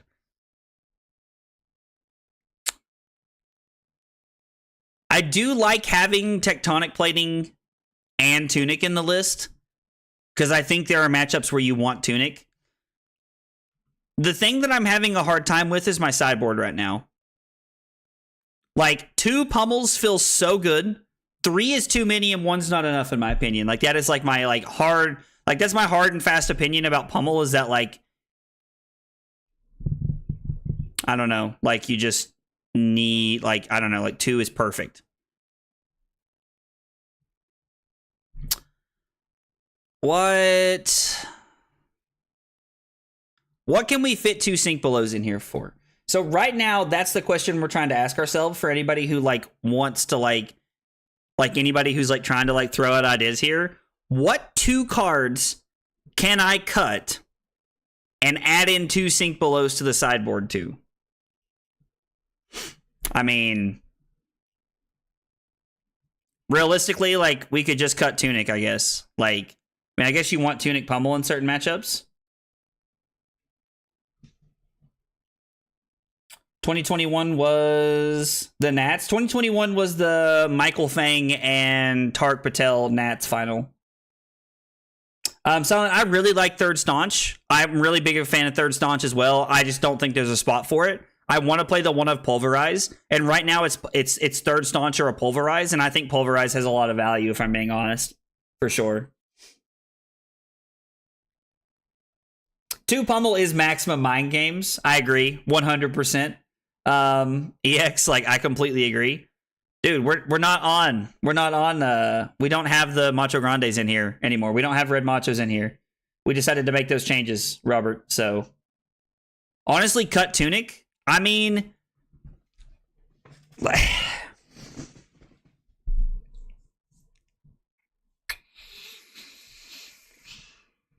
oh. All right, hang on. Before we cut Tunic, what are our matchups here? So into Azalea, we play 62, which is correct. Into Betsy, it now has us playing 64 cards. Let's look at this matchup and see what we've added here. No, this is correct. We're still on the 64 card. Well, I don't know why Anothos isn't in there. I'm going to have to go back and add Anothos to all the matchups later. The copy of the deck that you guys are actually seeing, if you hit !deck or in the description on YouTube, I'll go in and update after the stream. I always keep a copy of the deck separately. We have the two pummels into this matchup, which I like a lot. Which, like, if we're on the 2 pummels, am I just supposed to be on Tunic? Like, but I don't know. Tech plating against, like, Bolton is really good. Like, being able to block with tech plating is really good, but, like, being able to, like, pummel the Tunic, like, using Tunic to pummel is really good. Like, what are we trying to add? We're trying to add in 2 copies. We're trying to add in 2 copies of Sink Below. I want 2 copies of Sink Below. Like, the most obvious cut is, like, probably just to cut Tunic from the deck, since we're playing Anothos anyway, and just play it before. I ran this deck without Tunic for such a long time. I mean, that's true. We do get to, like, the only time it's valuable is when we need to pummel CNC, which there's a lot of value into some of these decks to do that.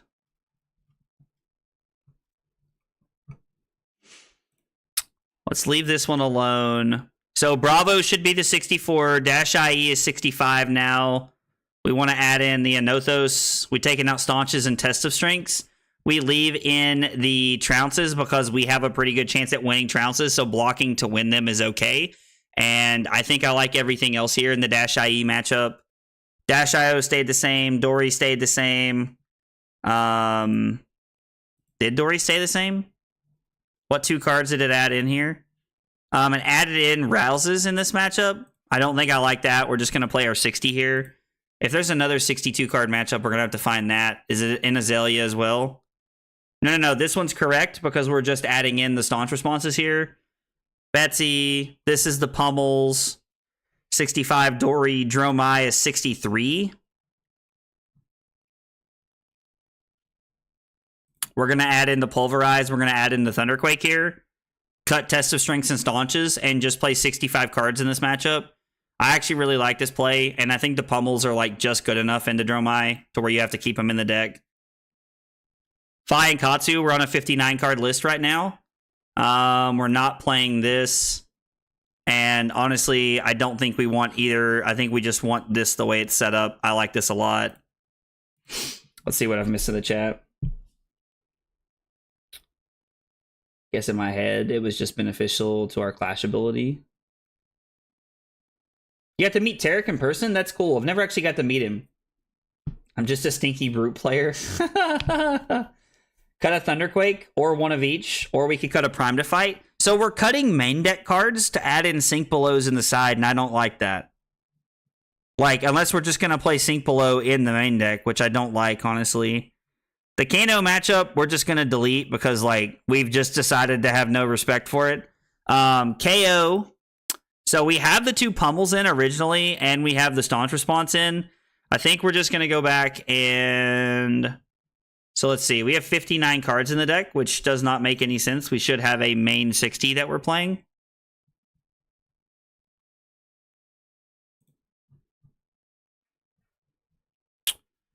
So this is the correct equipment, weapons, Clash of Vigor. We don't want Rouse anymore, which means we're on 57 cards. What? Oh, the Trounces. We're going to add the Trounces back in. I do want the Trounces in, honestly. Like, I don't know what else we play if we're not playing Trounces. If we're not playing Trounces, we're literally just adding in the Pulverizes and the Pummels here. And, like, I don't know that I like them enough. I think I would rather just play the Trounce, honestly. I think that's where I'm at with that card right now. And then Levi and Reinar, we're just going to cut the 2 Rouses.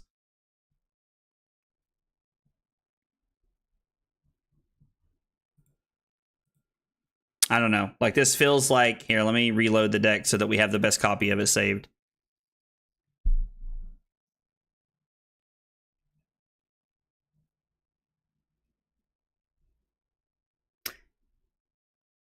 What if we cut E-Strikes?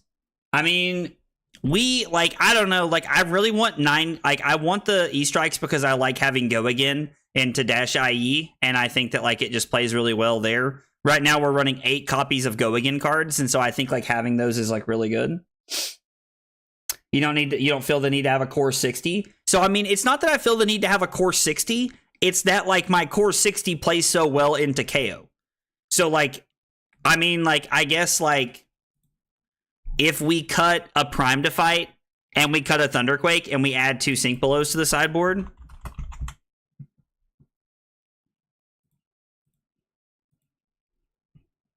Like, now we're playing, like, a list that has Sink Belows and helps us with filtering in some fashion. And that way I'm not forced to cut Tunic. I mean, at that point, I could just cut the Tunic and just play the 3rd Staunch and, like, really prepare for the mirror.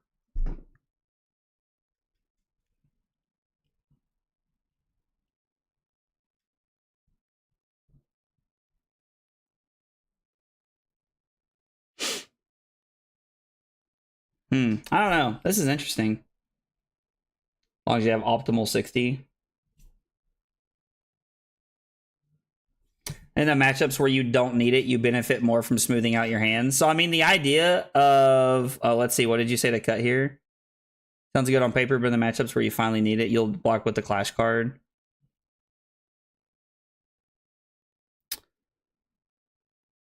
I mean, we do benefit from, like, smoothing out our hands, definitely, with the Sink Below. Like, it's not like Sink Below is a bad card in any fashion. Like, and having Sink Below in the deck is fine. I'm really just, like, I like to have, like, a core idea of, like, what works with clashes and what doesn't.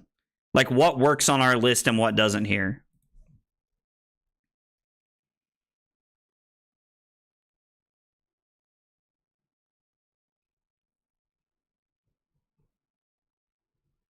Let's look at your matchups here. What are you doing in the KO? What are you doing in the KO here? Is this updated, Robert? You just have a Brute matchup, which has 59 cards. Oh, sorry. You were talking about Fade or Sink. I gotcha. Would be really good if it was a Guardian action. That would actually be really good if it was. So into Brute, you take out... I don't think you have your matchups updated. It doesn't look like it anyway.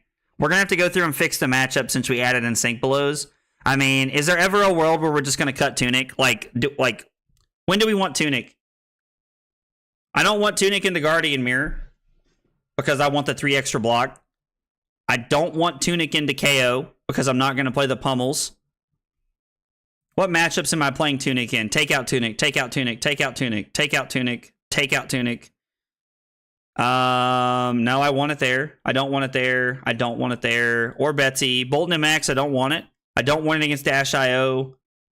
I don't think I want it against Dory. I am playing it against... Dromi, but we could just bring in the tech plating. That's fine. And then KO, like I like the tech plating. And yeah, so I think we're just going to cut the tunic here. Honestly, like, so I think we're going to get rid of the tunic here. And I think we're going to add in the third staunch response. We can play a second pulverize. That's kind of crazy in my opinion. I don't know. Welcome back. Welcome back.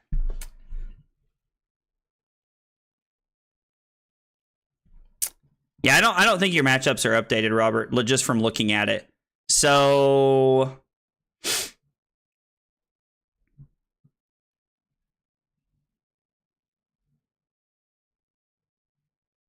and he came to a senses. Josh, bro, I love that you just like get out of bed to come into streams and stir shit, bro. Like in like the best way possible. I mean, it does kind of help with that. I get what you're saying. I get what you're saying, Tameshi. Like the second rouse doesn't seem bad. I don't know. We could just go back to playing like, or I'm sorry, the third pulverize. We could go back to playing the third rouse if we wanted to. What heroes do I not feel comfortable in? So in the sense of I'm not like winning as much as I'd like to, KO's on that list. I think it's a tougher matchup. Dromi is also on that list. But like I think that like great, if you're playing the like 6 tome list and you're a really good Dromi player, I think you're gonna win in that matchup a lot. If you're a mid Dromi player, I think I'll get you a lot of the times just because I'm a pretty good Guardian player. What is the one card we can add in here? Is it third staunch for the Guardian matchup? Or do we want second pulverize?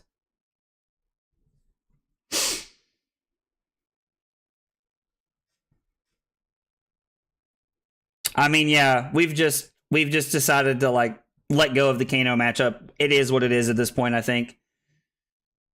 I mean, we could play a one of Mangle.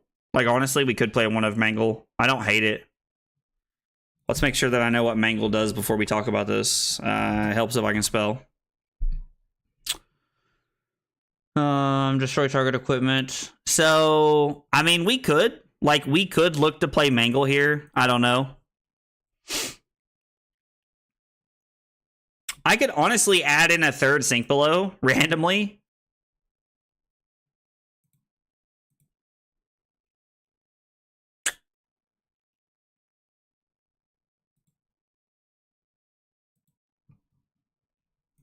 All right.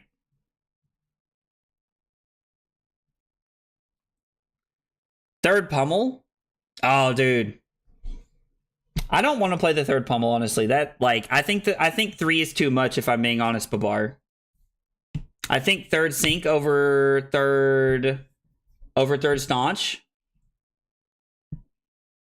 I mean, if we are looking at Buckle or Mangle, I do like the idea of playing a one of Buckle in the sideboard. Dude, Riddler, what's up, man? Dude, that was like, bro, that was so nice what you said on me about Twitter the other day, man. I really appreciate that, dude.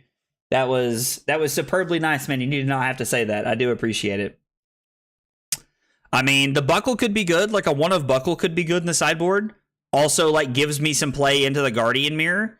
Like I don't hate that. Like against like Bravo, and against like Betsy, who's like looking to block with some equipment here and there. I don't know, man. Like, I kind of want to play another Pulverize. Like, being able to throw, like, yeah. So Oldham played 2 Pulverize. We're going to play 2 Pulverize. We're just going to play a second Pulverize in the sideboard. And we'll talk about changing this afterwards. So this is the 80 cards we're going to play. 58 card main deck, and we have a lot of 2-ofs we can board in certain matchups, depending on what we want to do. All right, we're gonna look at our matchups because we're gonna have to go through and change everything at this point. I have changed the entire deck. Would Fates help more with clashes? So I think Paneros, I think the argument there, and I think that like people were kind of talking about that earlier. I think the argument there is that like if I have a clash card in my hand and a fate card in my hand, I'm pretty much always gonna block with the clash card first, because I want to get the value off of it to see about setting up. And you have to have a Fate Foreseen and a Clash lineup together And so I don't know that that's like really the route like we're looking to go. That is a good like suggestion though. I do appreciate you throwing out that idea. All right, so right now, honestly, like the Sink Belows into Azalea gives us some more dominate play here. And then I think we're just gonna leave this the way that it's set up here. We want to go second into Azalea, into Betsy. Let's see what we've got set up here. We're gonna bring in the Sink Belows, and we're gonna bring in the other copy of Pulverize here and run 65 cards. I think we want to go second against Betsy as well, if I'm being honest. I don't know. I could be wrong there. I'd be up to debate there a lot. I'd be up to debate that quite a bit. Make them think we're running Rainbow Pummels? Bro, y'all are living in 2040. Double Sink in hand is better to fix than a double Staunch. That is very true. I do like having the 2 sinks like in our deck. I think it. Dude, Drew, I am so glad that you all pointed out that like I made that face on the drunk stream on New Year's, bro, because like that has become one of my favorite emotes very quickly, by the way. Very quickly. I get why we have to run it, but I hate that card. So I'm curious, why do you hate Zealous, Babar? Like, that's like, I'm intrigued to hear about why you like really hate that card, because like, I don't know, I really like Zealous. I think it plays well with a lot of things. But I mean, you are correct. We do have to play it for the Guardian Mirror for sure. Go first into Betsy probably, because they can Aura Pass. I mean, that actually makes sense to Meshi. You could talk me into that. Yeah, like that doesn't sound crazy to me at all. Plus, going first in Guardian takes cards out of their deck, so. Honestly, Slip, we're still talking about the deck, man, so you haven't missed anything crazy here, to be honest, fam. Like, you haven't really missed anything. So, this is against Bolton. Bolton, we want the 2 Sink Belows against, because, like, Sink Below, like, just has so much value into them. Now, I could just cut the Pummels here, but I think Pummels are really good, and I think they play well with Sink Belows. So we're actually just going to leave in both and play 62 here. Now we're looking at the old Borvo matchup. We're going to have to add in the Anothos, add the Pulverize. We got to add the Sinks. They're just too good in the matchup. Like, they're just too good. We're just going to play the same way into Betsy. I think we want to go first into Bravo as well. And then let's go back and look at Betsy, because, like, we can probably go... We probably want to go first in that matchup. I think that Tameshi's correct on that. For sure. All right, so against Dash IE, we want Pulverizes. We do not want Sink Belows or any of this nonsense. We just want to be playing, like, go fast offense here. We have 8 copies of Go Again in our deck, and we have the 2 Pummels to, like, really try and push with the 2 Pulverizes. So we're going to hope that that's enough to push us through this matchup here. Also, I despise that I've never done this. So I'm just going to fix that. There was not a space there. We're going to fix that right now. We're also going to fix the Dash IO before it drives me crazy again. Against Dash IO, we're probably just looking at the 2 copies of Sink Below. Honestly, the crazy part is, like, I've never played Sink Below in Victor. And the more I look at it, the more I like Sink Below in this deck. What's Dash IE? Internet Explorer. Oh, man. That's hilarious. I love that. All right, against Dorinthia. So let's see. I mean, against Dorinthia, like, I don't really ever know if they're going to be... I assume they're going to be playing Axe into me. So looking at this, if they're playing Axe, I think we want the Pulverizes, and I think we want Zealous.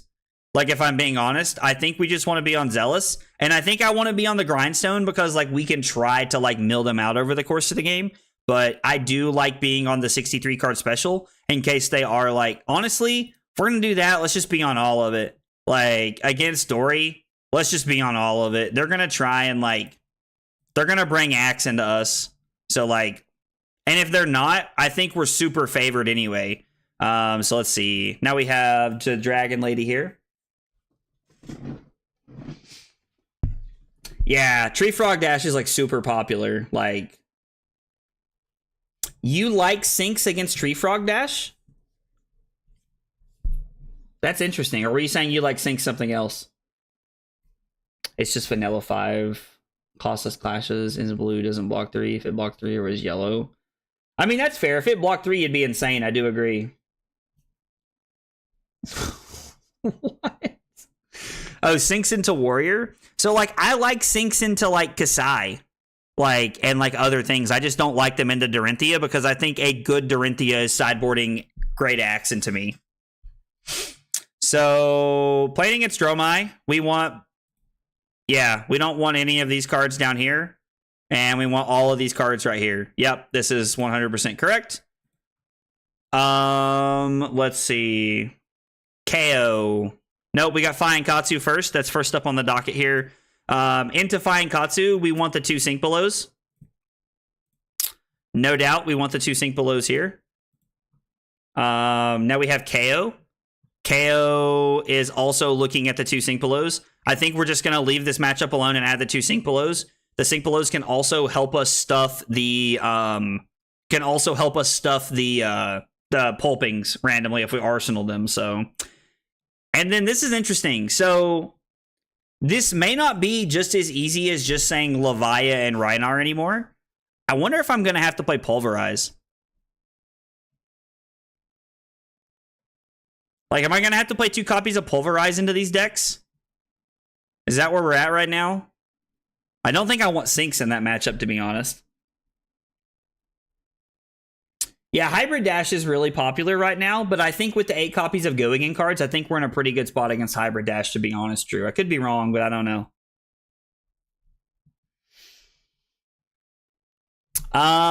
So we could add, like, we'll go back and look at the KO matchup. We could add more cards in, but, like, I don't really think that, like, we want to be playing, like, hyper defensively. Like, I think we want to, like, use our cards and try to pivot well. And I think using Sink Belows, like, give us a good opportunity to pivot.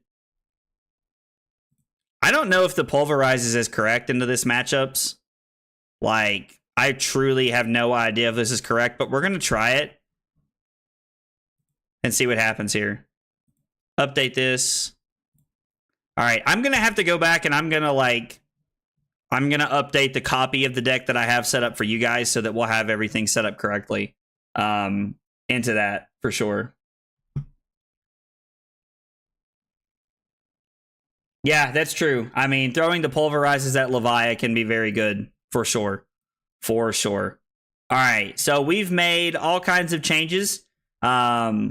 As a couple people have pointed out, we are no longer on Sledge, even though the stream is called Sledge is Back. But I do think that making the changes we made pushes us in a positive direction as far as like just gameplay, like the deck and game is concerned in general. Like, I think that pushes us in a good direction. And we set up all of our matchups to be accurate. So I do like that. Playing into Dromi. Do I want to go first or second against Dromi? I think I just want to go first against Dromi here. We like to take away their ability to be able to go first. And into Dromi, we have Arcane Lantern. We have Balance of Justice because they're playing Tomes. Every list I've seen is playing Tomes anyway. We have the Lantern, which we want. And then we're not playing Sync, Staunches, or Test of Strengths, and we're playing 64 cards, which is exactly where we want to be. So this is the first time I've got to try this new setup here, so I'm curious to see how this feels. Are we about to just pass and heave this? Like, pitching all of our cards here? Just rename the stream to Anothos is Back? I mean, we could do that. Yep, let's go. Betting, that's right. Let's see. Where is it at? Where are you? Prediction. Will I win this game? If you're hanging out on Twitch, we're running a prediction right now. I think we're just going to heave this and try to keep 3 cards. Like, honestly, like, if we had drawn a blue, I would love to pitch and make, but I think we're just going to plan on, like, man, we literally can't throw this. That is, like, 30 kinds of bad for me. Well, the good news is that we can block with Command and Conquer. Oh, that's so bad. Bravo, Dromi, and KO. I mean, can we? We have 7. We need 7 and we have 6. I mean, there's just nothing to do here. So we're going to have to block with Chokeslam. We're going to pop the Ashwing with the Command and Conquer, and then we're going to use the 3 Surges to play this. Actually, now we get to make a new Surge, which is kind of nice. So we get to make a new Surge, and then we get to throw the Thunderquake here at our opponent for 10, which is kind of nice. So don't lose now. I'm going to try not to lose just as fast as we started trying to win the game here. I mean, we're setting up a Surge for next turn. Like, we drew we drew in 8 cards 7 reds. Like, we're already seeing why I don't like playing 30 blues. Like, we're already seeing it. It's already coming up for us why I don't like playing 30 blues. Now, if they throw an attack at us, let's win a trounce, please. Let's win a trounce, please. Let's win a trounce, please. Damn, really? That's unfortunate. So again, we are unable to throw our Pulverize here. Big Sag.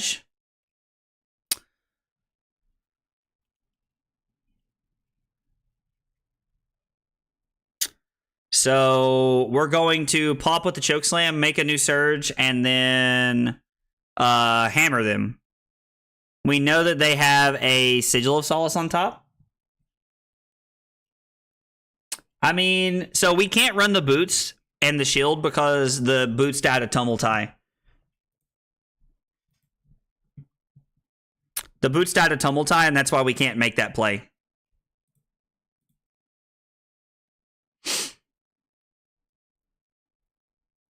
We have to run the Arcane Lantern or else we risk dying to fatigue.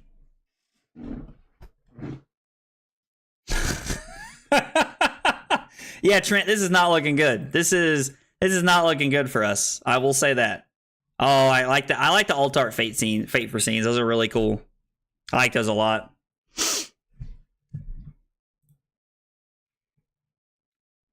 Hey, we can play our Pulverize.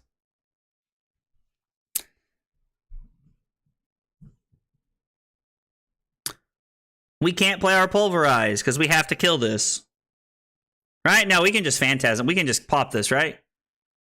He's going to get our Tech Plating. That's a big Sag. We're just going to go ahead and give the Thunk. Well, big Sag that we lost our Tech Plating there, but I mean, I don't know what else they would have killed. Like, it makes sense that they killed that instead, so we're just going to throw our Pulverize here, really try to put our opponent on the back foot at this point in time. See what we can do. Block with Furnace and take 12. Interesting. They must have a pretty good hand here. So we can Arsenal the Pummel and try to set up here to like find like a hand to like play into the Pummel, which would be pretty nice, I think. We're going to have to block with the Cranial Crush here. Or I'm sorry, we're going to have to block with the Thunks here.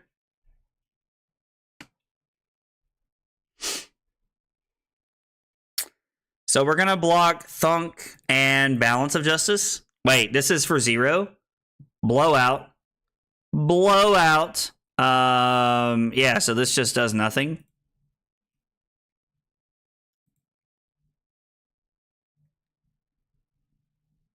And we do get to pop this. We're going to pitch the Cranial Crush to hammer the Mirror guy here. Yeah, they're definitely hard aggro, which means, like, we definitely need to, like I think, like, them not having Ghostly Touch or the combo puts us in a very good spot. Anytime people are running, like, Snapdragons and no Ghostly Touch, like, you're in a good spot to win the game, like, as a Guardian player, 100%. Are you guys talking about them not blocking? Are you, like them having the Pulverize and then, like, trying to get that push through there?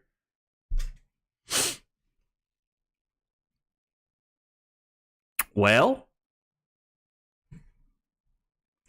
the good news is that we can pop something. 5 go again, putting the Zealous on bottom, and then hammer the Kyloria. That is the good news.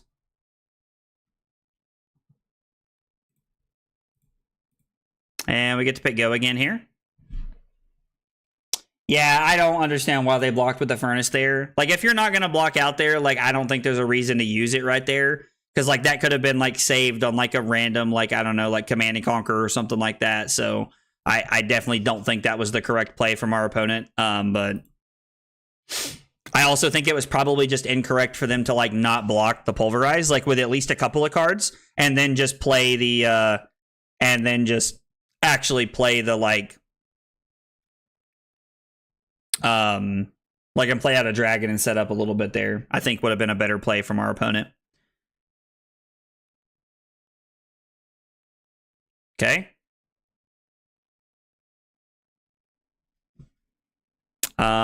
Yeah, let's block with Thunderquake.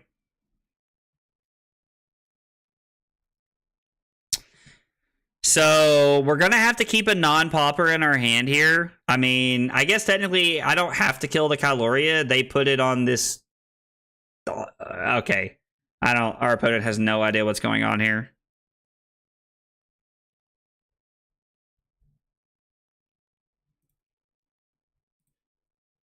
I think it's correct to kill the Kyloria, and I want to pitch Prime Defy at Macho Grande here so that I can turn on my Zealous Belting I just pitched a second ago. Like, I guess they didn't have any dust. I don't like Ash, I guess. I don't know. Like, that was a weird decision. Like for our opponent to have an attack action here so that we can use the Trounce and then we can also use the Spinal Crush and the Pummel here. But we'll see what happens. Wow, let's go. Hopefully we actually win this one. Dude. Can't catch a break. I mean, to be fair, like, we are playing a lot of cards, like, now, like, our chances of winning them have, like, gone down significantly, so, like, it's not like I can be upset about it or anything.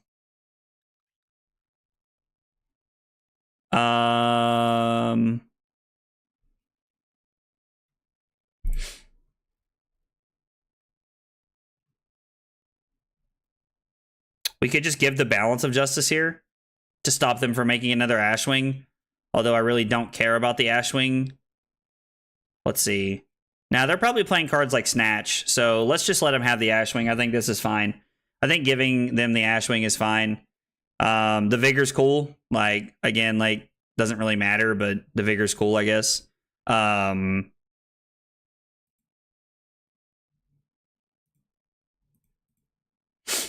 mean, I guess technically there's a world where I could pummel this.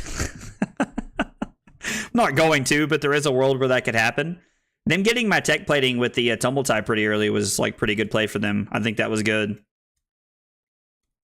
They have hung on to that Crown of Providence really well. I give them that, though. Yep, get a Thamai. You'll love to see it. Absolutely love to see it. We're going to pitch the Pummel so that we'll have one for second cycle. Moments like this, I miss Crown of Seeds when I could just hide all of my cards. Do it. Don't be a coward. Bro, get out of here with that garbage. Oh, man. Let's block. Let's block Thunderquake. Let's block Thunderquake here. I think that's more correct.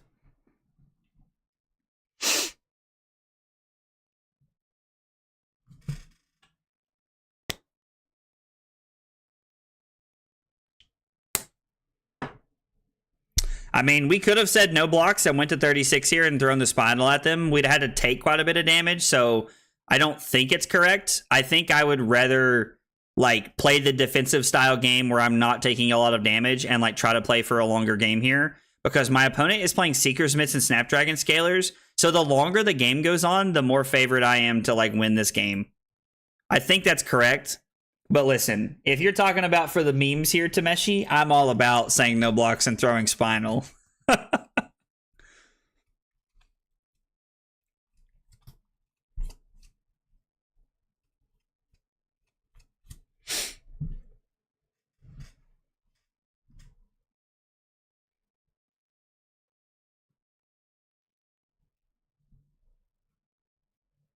Our opponent said they're thinking, where is the no problem? There it is. Yeah, our opponent said they're thinking here. Let's refresh. I think I already clicked pass. No, I didn't. Okay, I thought it registered, but it didn't apparently.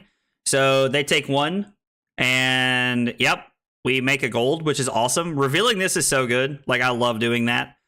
I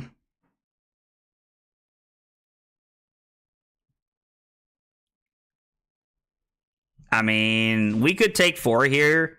Like, I think we have to take 4 here if I'm going to throw the Golden Sun. So we take 4, and what I'm going to do is I'm actually going to pop one of these with a Golden Sun. Just kidding. We're going to have to give 2 poppers here. So, I mean, that's fine. We're going to pop with a Golden Sun.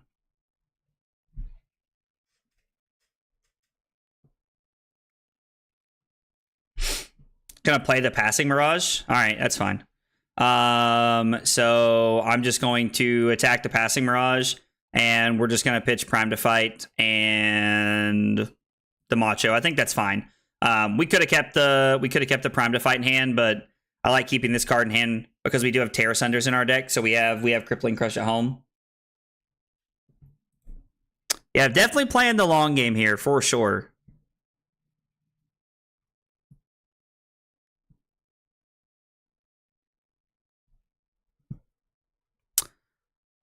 Block, Choke Slam, and the Golden Sun. Throw Command and Conquer. Seems fine.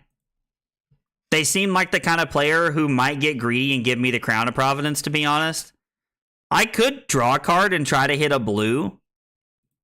And if I hit a blue, I do get to hold up the pummel here. But, like, we're up 17 points. I don't really think that's the point in the game that we're at right now.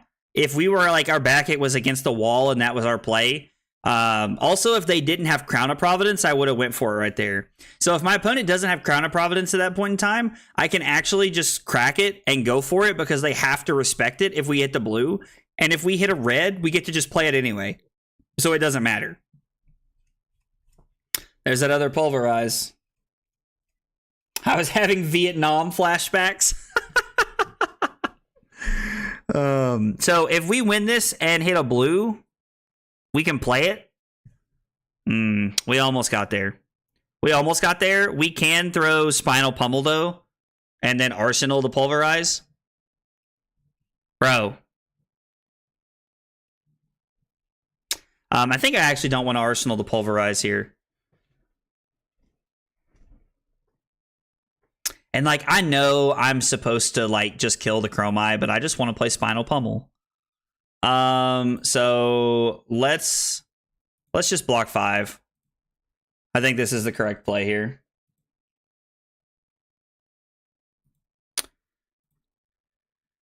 So them having a Tumultai on top, what does that do for me? Like, I think that means we just want to play the Spinal Pummel, right? Like that incentivizes me to take this play line even more, I think, here. Because they have that on top, we're incentivized to play more aggressively to, like, really try and, like, get the cards out so that we can, like, force their hand here.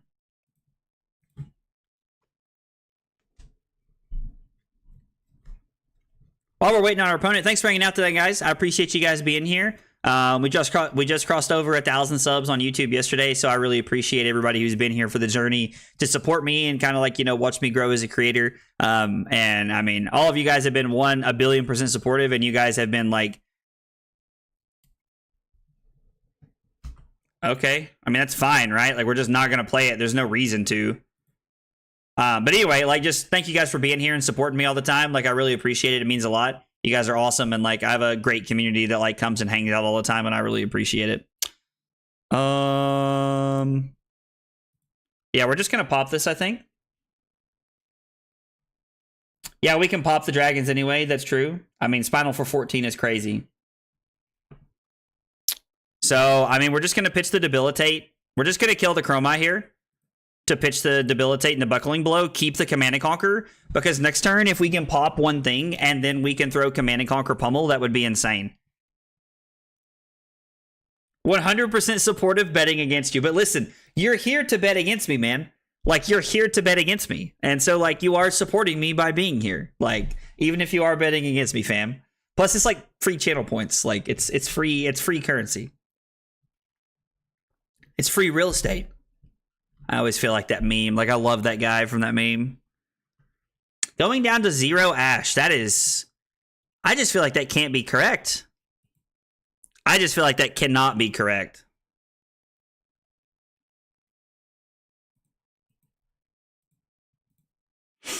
So let's attack them, and let's just stare at them. Because this hand doesn't look that crazy. Like, it's very possible the best thing we have to do is to just, like, throw the Command and Conquer here. This doesn't necessarily have to be the pummel.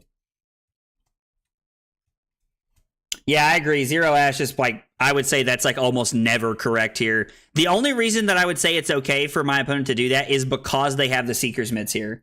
Like, the Seeker's Mitts does kind of bail them out. So that is, like, the one good thing here for it. Tim and Eric is Pog? Dude, who are you talking about, Callier? I don't know who you're talking about, but I'm here for it. I wonder if he just has the sand cover. No, just not there. I don't know. Yeah, like I assume they had the sand cover there, but so we actually don't have a popper, which is like kind of wild. Like kind of crazy. I mean, I guess I'm just supposed to block with the Rouse there. We can...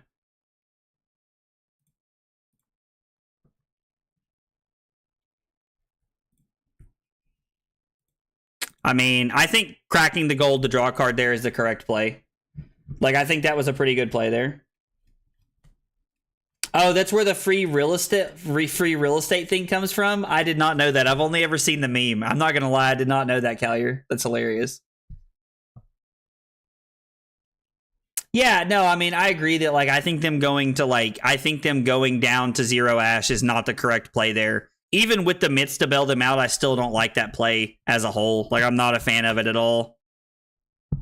Not a fan. They give us a sync below. Yo, Chris, what's up, brother? How are you, man? You doing all right tonight, man? So they cover this up. We're going to go debilitate Terra Sunder, then that Arsenal the Zealous Belting, which is insane. If I take 5, I can pop with the Choke Slam, pitch Macho Grande to throw Zealous Belting. I mean, if we really wanted to get crazy, we could just go Zealous, go again, Hammer, right? I don't think that's correct. I do think we're supposed to take 5 here. They did not pitch the Tumultai. They remembranced it, and then we actually got it out when the Spinal Pummel turn was coming. When we had our Spinal Pummel, they just blocked with everything. So we actually got it out of the deck that way by playing more aggressively on the turn that we needed to there. Is it better to save this for another turn? Is it better to save the Spinal for another turn and just go 5 into Hammer them? Because this plays well with another 3 for 8 in hand.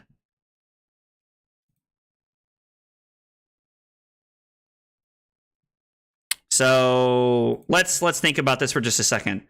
So if I Arsenal this card, it is play this to put a card on the bottom. And then we have to pitch a card to play another card. So we need a 3-card hand. If we keep this card, we have to have a 2-card hand. So keeping this is better, I think. So we're going to put Macho on the bottom and pick Go again and then swing the Hammer. I think that's a better play. I think that's a better play here.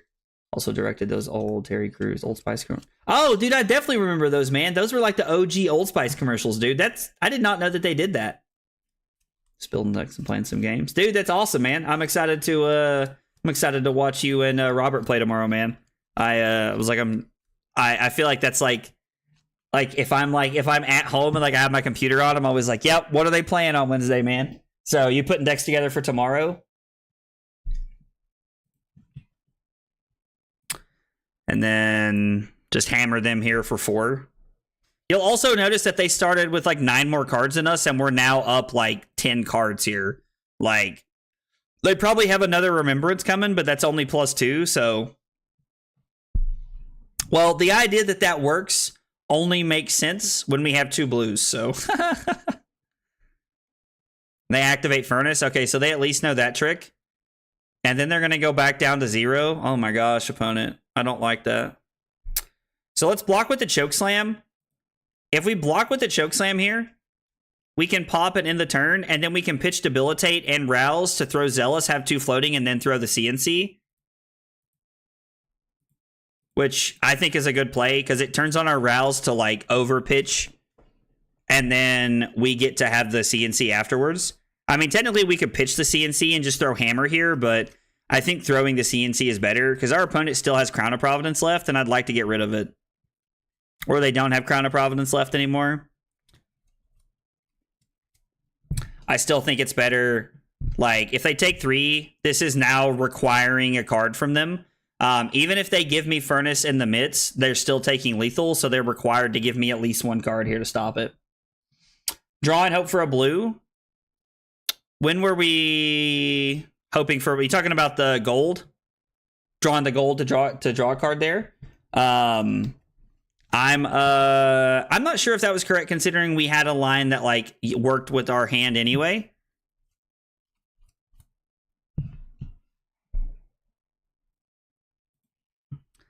I mean, they block 3 from hand, 4, 5. Take 5. If we do this, I think this is correct. I mean, it's possible that like they have a sigil or like a way to end the game here. So like, there's no guarantee that we win the game right here. But like, I'm like, I don't know. I'm all about like trying to end the game if we can here. James, I'm not sure, to be honest. It could be a Patreon thing. I am a Patreon member to Talishar. I really like that they have the client for me to use and everything like that. So I'm definitely about supporting them if I can. But I'm not sure if that's a thing or not. It could be. I don't know. I have an arsenal. You drew an E-strike, so you made the good play anyway. LOL. Okay, so you're talking about drawing the card to like save the CNC for a later turn. I mean, that makes sense. Like, we could have, like, that was a play we could have made. I don't think there's, like, anything wrong with that.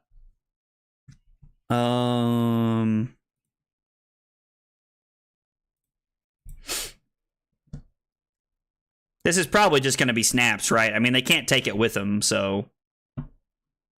They played another Remembrance. I must have missed when they did that. So they have a Tumultai on top. Okay. I think I'm just willing to take this damage, to be honest, to be able to go Zealous into Hammer and force cards out of their hand so they can't play the Tumultai. Like, we have the life lead. Now's when we should use it.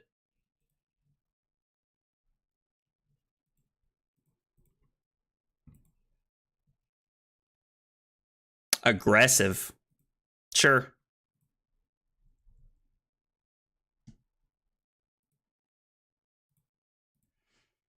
That is very aggressive from our opponent. I mean, the deck could just be like, it could just have like 15 Tumultais in it. You never know. They could just be cheating. They could just be cheating. I don't think Talishar will let you. Like, I know that like you were just like being funny, like Slip, but I don't know that Talishar will let you. I don't know that it'll let you cheat even if you wanted to.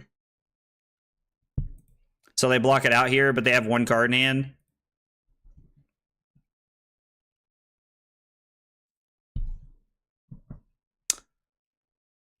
Okay.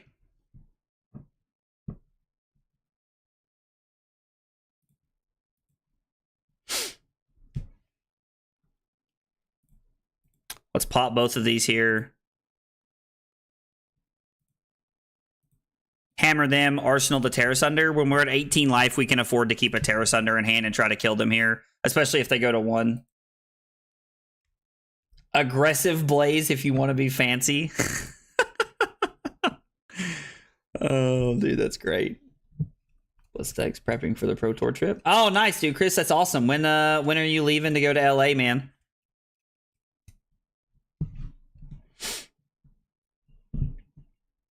So they're at 1.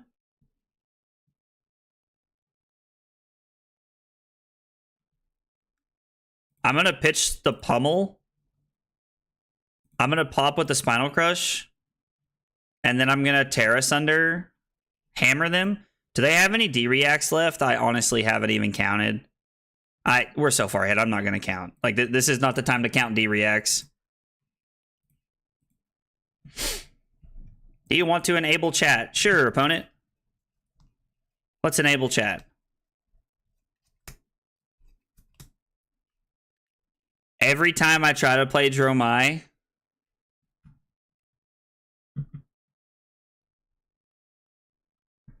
I am reminded that I am not smart enough to do so.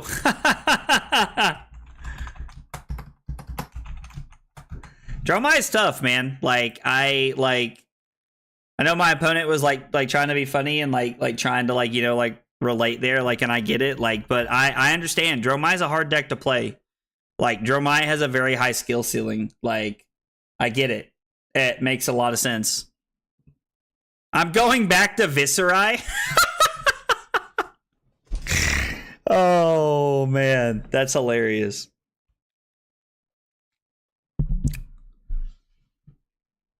That's funny that our opponent said they're going back to Viserai. Took me a while to get Prism figured out. I believe that. I believe that. Like, I mean, Prism's a hard deck. Like, Prism's also not an easy deck. Like, the Illusionist class as a whole is, like, not very easy to play, in my opinion.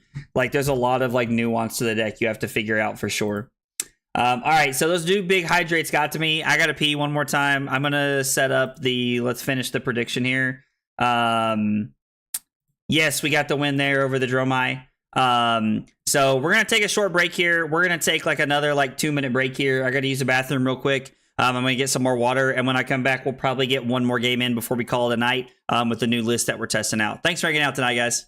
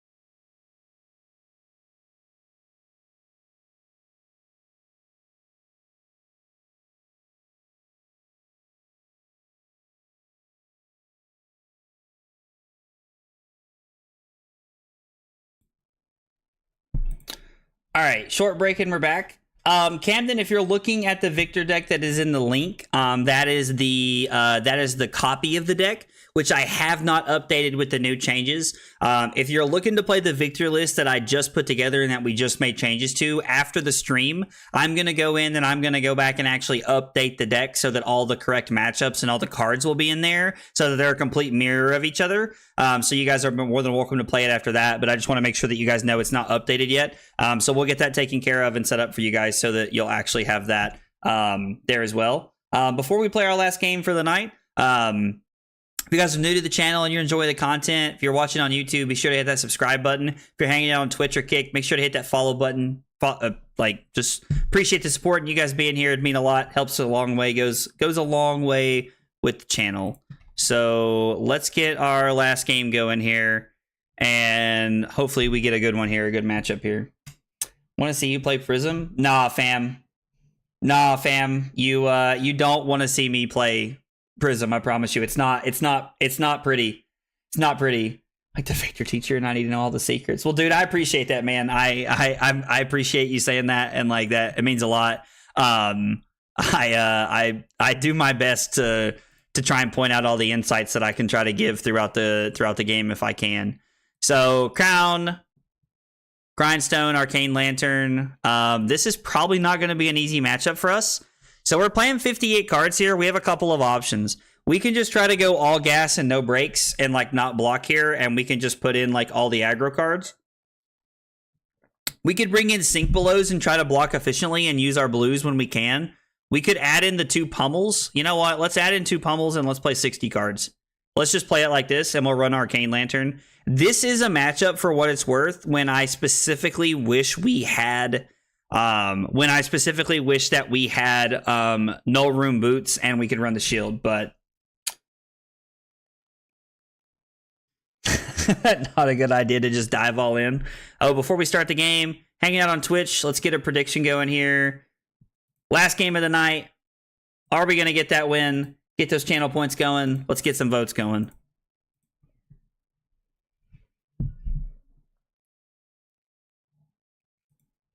Thank God our opponent decided to do this, because our hand was not good at all. Now we can throw the Debilitate, and then we can Arsenal the Debilitate. Yeah, I think I like doing that.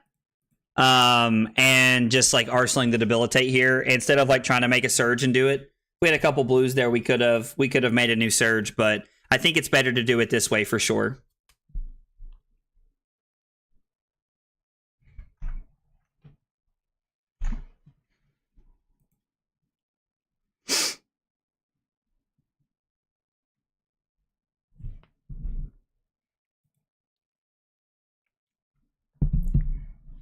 All right, our opponent takes 3 there after giving us Grasp and Arknight.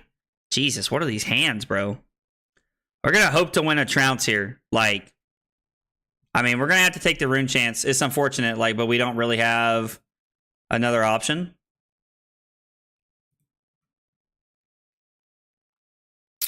I think we have to just hope to win the Trounce here. Like, they have a lot of 6s and 7s, so there's not a huge chance that we do. God, I swear these Terra Sunders, bro. These Terra Sunders, man. Like, I love Terra Sunder in this deck, but man, it is like, it's killing me. Like, it's absolutely killing me.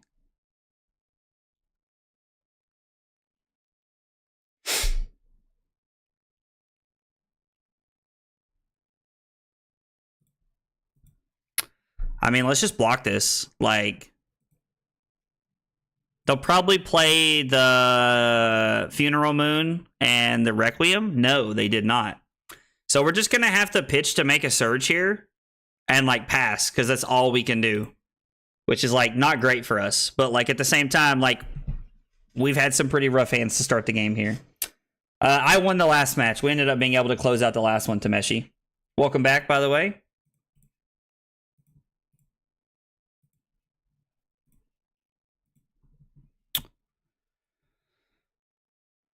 Widespread Destruction. So, I mean, we can use our Crown here to, like, bail us out if we need to. Like, that's fine.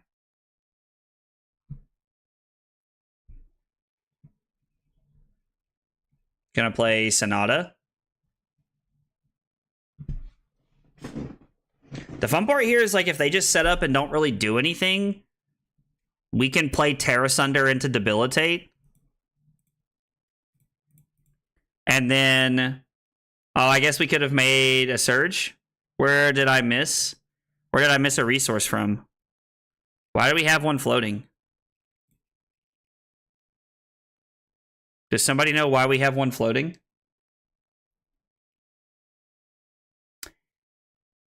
About to get comboed? I mean, Nathaniel, like, it seems like that's probably what's about to happen. Q, so I'm gonna, after the stream is over, I'm actually gonna go back and update the link. Thor, thank you for the sub on YouTube. I appreciate it. So, I mean, if we had a Surge, that's what it was. Thank you, whoever pointed that out. Camden, thank you for saying that. I appreciate you pointing that out. And Liam also called that out. But Q, after this, after the last match here, when the stream ends, I'm actually going to physically go back and I'm actually going to like change all the matchups so that the deck link will be accurate with the new deck. It's going to take me probably about 10 or 15 minutes after the stream is over. But as soon as it's over, I'll go back and set that up for you guys. And for anybody who's asking, like for anybody who's curious, because like nobody's really asked yet, and you guys don't have to, but when I have a copy of the deck that I'm playing with all the same matchups and all the same ways set up for you guys, because I like to review how you guys play the deck and like see what your all's win percentages are against certain heroes and the people that watch, you know, my content. Like I like to know like how you're doing with the deck and how you feel about it, because it gives me an opinion that's not just my own on the deck. And then I have my own personal copy of the deck that I keep, that I'm playing at all times. And also, if I didn't say it, Thor, thank you for the sub on YouTube. I appreciate you being here, brother. I know you comment on a lot of my stuff and hang out a lot, so I appreciate you subbing, man. It means a lot. Appreciate you being here and hanging out. We only push through 3 points of damage, but we do get the Crown of Providence, and we get the value of the Terrace under there.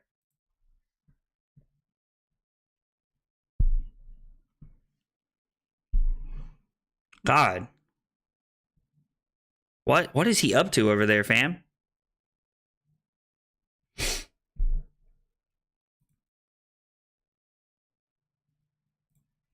Like, I have no idea what our opponent is up to over there. Like, they're on some sauce. I mean, they're probably on the OTK list. Like, if I had to guess, Nathaniel's probably right. Yeah, they're probably trying to OTK us.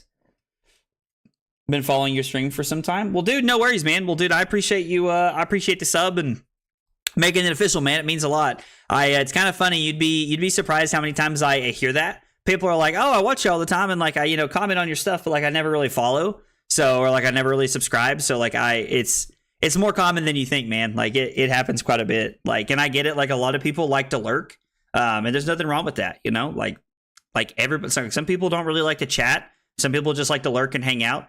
Dylan TCG Talk was telling me the other day that he's really bad at not like chatting more regularly, that he like really lurks and hangs out, which I get. When I'm at work or when I've got something going on, I normally have somebody stream up in the background, and if I'm able to chat and talk to them, I will stop and talk to them. But if I can't, I just kind of like lurk and hang out, because I like to watch other creators and I like to see what they're doing, and I also like to support the Flesh and Blood community in any way that I can. Being able to support Flesh and Blood creators like is awesome, because I get to support content creators and I get to support Flesh and Blood. Like, it's awesome. It's like the best of both worlds for me here. They just kill themselves with Blood Debt, trying to set up and they just get beat. I mean, hey, man. Tameshi, fam, if you are a lurker, it's not here, man. Like, you, like, brother, like, I was like, you're always in the chat, man, and I love it. Like, you know, I mean, if you guys do like to lurk, there's nothing wrong with that. That's perfectly okay. But dude, like the chat engagement and interaction is like awesome. Like it makes streaming a lot more fun for me. Like wholeheartedly, 100%. Yo, Captain, what's up, dude? Thank you for lurk tonight. I appreciate it, man. I just show up and talk shit. I mean, hey, at least you're here, fam. At least you're here. I think we throw the Thunderquake and then Arsenal the CNC in hopes that we find a pummel. So I'm going to pitch the Chokeslam, and I'm going to come in for 8. Now, the Chokeslam might have been a better card to throw here because we're actually able to, like, turn off their ability to, like, gain power if they are playing, like, the gate cards or anything like that.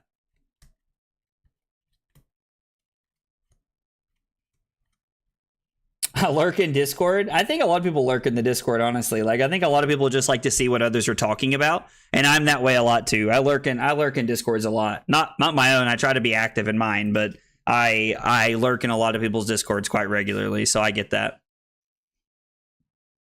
You have Terra Thunder and Pummel, you would get rocked by this Finset deck. Why is that, Nathaniel? Like, is it just like, is the OTK strategy just that good? Like, and that's an honest question. So many free points.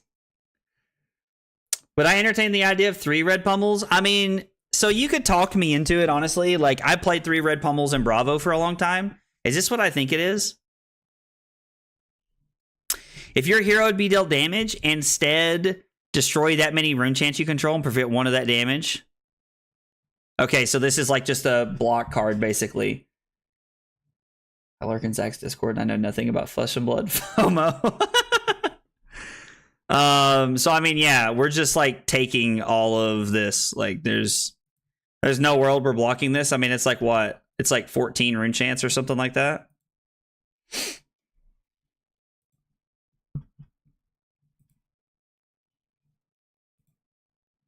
I really wish you could just like auto pass through the rune chance here.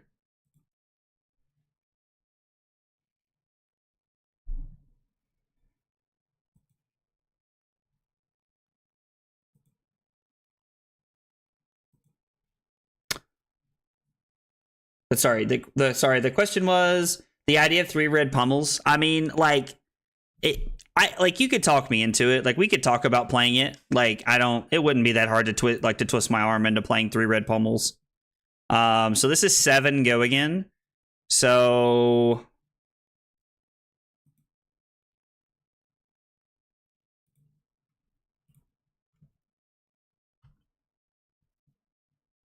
maybe it's not correct to give the crown there in case they decide to hit us with the widespread destruction next turn. I don't know. Well, we're gonna block with the Golden Sun and then throw 8 at them. And they don't have any rune chance to protect them, so like I don't even understand like why they played this card. I guess they just wanted to create 4 rune chance here. And elongate the game. They just deal 40 plus damage to you. I mean, that makes sense when they're playing like OTK combo style stuff, yeah. Wish there was a take all button. That would be a cool addition to the game, honestly. It would be fun to have that on Talishar. I could see that being like a fun addition to Talishar.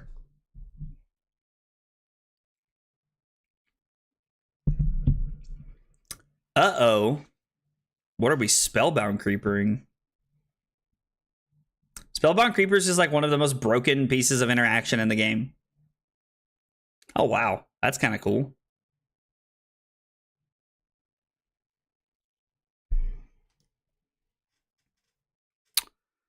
I mean, I think we've just committed to taking the rune chance at this point.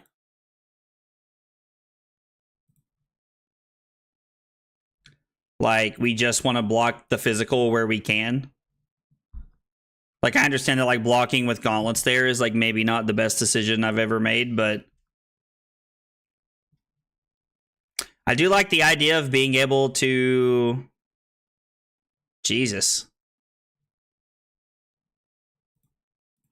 All right, I guess we're not doing anything on this turn. Like, I mean...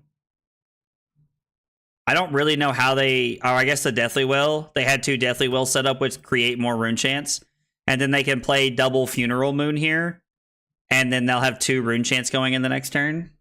Not a bad turn from our opponent. Yeah, he breaks the chain and keeps going. I'm so ready for the All Arcane set. I want to go back to Runeblade. I know a lot of people have really missed playing Runeblade. Like Runeblade is like a lot of people really enjoying Runeblade. And I get it. Like, it is Runeblade was fun. Like, I played Runeblade for a while. While watching security cameras. Well, dude, EX, thank you, man. I appreciate you hanging out and lurking tonight, brother. I know what that's like. I know what that's like all too well. I like kind of lurking a lot of people while I'm streaming, man. So I appreciate you being here and lurking.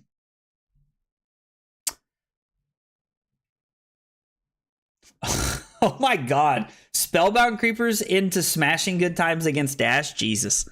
Now that's another level, fam. That's another level. Create 4 rune chance, and then you're going to flail. I mean, that's fine. I have to take the rune chance. I mean, they had a really good turn. I was like at 30-something when the turn started. I can't remember what. I have no interest in giving them 2 rune chance going into their next turn. None whatsoever. And then they're going to make an Eloquence token, and yeah, they're just going to pass. Like, what a good turn from our opponent. Like, really good setup there. I dare you to ask Mansana about Runeblade aggro. Hey, listen, I'll ask Mansana anything, dude. I'll ask Mansana anything. Okay. I got to play Briar for a few months before she yellowed. So, Babar, I actually never got to play when, like, Briar was, like, make, like, 5 tokens a turn broken. I never got to play, like, during that time. Like, that was before I started playing. I started playing right when Everfest came out. So I get it. Like, I got to play with some of the decks, but I never got to like really like experience like all of the stupid broken shenanigans. Was the same way for me, Babar. I get it.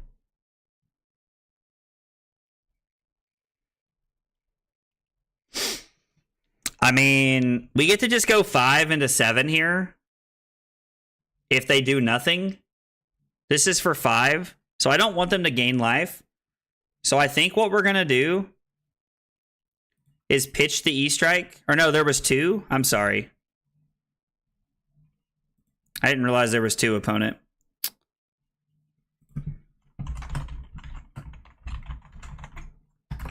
There was 2 chance. Can I pitch different? I think they realized what I wanted to do here. And they were like willing to go back and let me do it. And I appreciate that. That's nice of them. That's not something they had to do. They didn't have to do that, but I do appreciate them doing that. It was nice of them. What? Bring up Viz and watch him tilt? Okay. The block 10 with 1 card? Yeah, see, that's like, I never realized that, like, I never got to, like, I never was a part of that. Like, I don't really care if they have the Quicken token if we're able to, like, push enough damage here. So we do win the Trounce, which is really nice. Which means we get to make a Vigor, E-Strike for 6 go again, and then the Hammer. Like, so we get a lot of value out of this turn, and hopefully we don't let them abuse the Quicken token too much. So make a new Surge. Actually... No, we can't draw a card here, can we? We don't have Go Again. Never mind. They have the Quicken token, not us.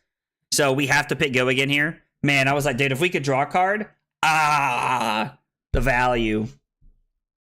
I started right before Dynasty came out. Oh, wow. Okay, so like you haven't been playing that long. Dynasty came out like what? Middle of 2023, I think. So like you've been playing like a little over 6 months or so. A little bit under the year mark there, it sounds like. OG Prism was dumb. OG Prism was like, I played OG Prism. Like, I played original Prism because, like she was just too good. And she was one of the first decks that... like, I got, like, that interacted on both sides of the turn cycle. And coming from Magic, being able to interact on both sides of the turn cycle was really good to me. Y'all veterans compared to me? Oh, dude, Tameshi, so you just recently started playing, man. Dude, so like there's a whole lot of the game that you missed out on, brother. Like, to be honest, like there's like a whole lot of the game that you missed out on, man. Like that's like really fun and very interactive that like I think was really cool. And there was also some like really dumb broken stuff that you missed out on that like you probably just I would just be happy that you missed, to be honest. Make a new Surge. And then 10 overpower. 10 the game. This more than likely ends the game. And if not, we have the Macho Grande for next turn.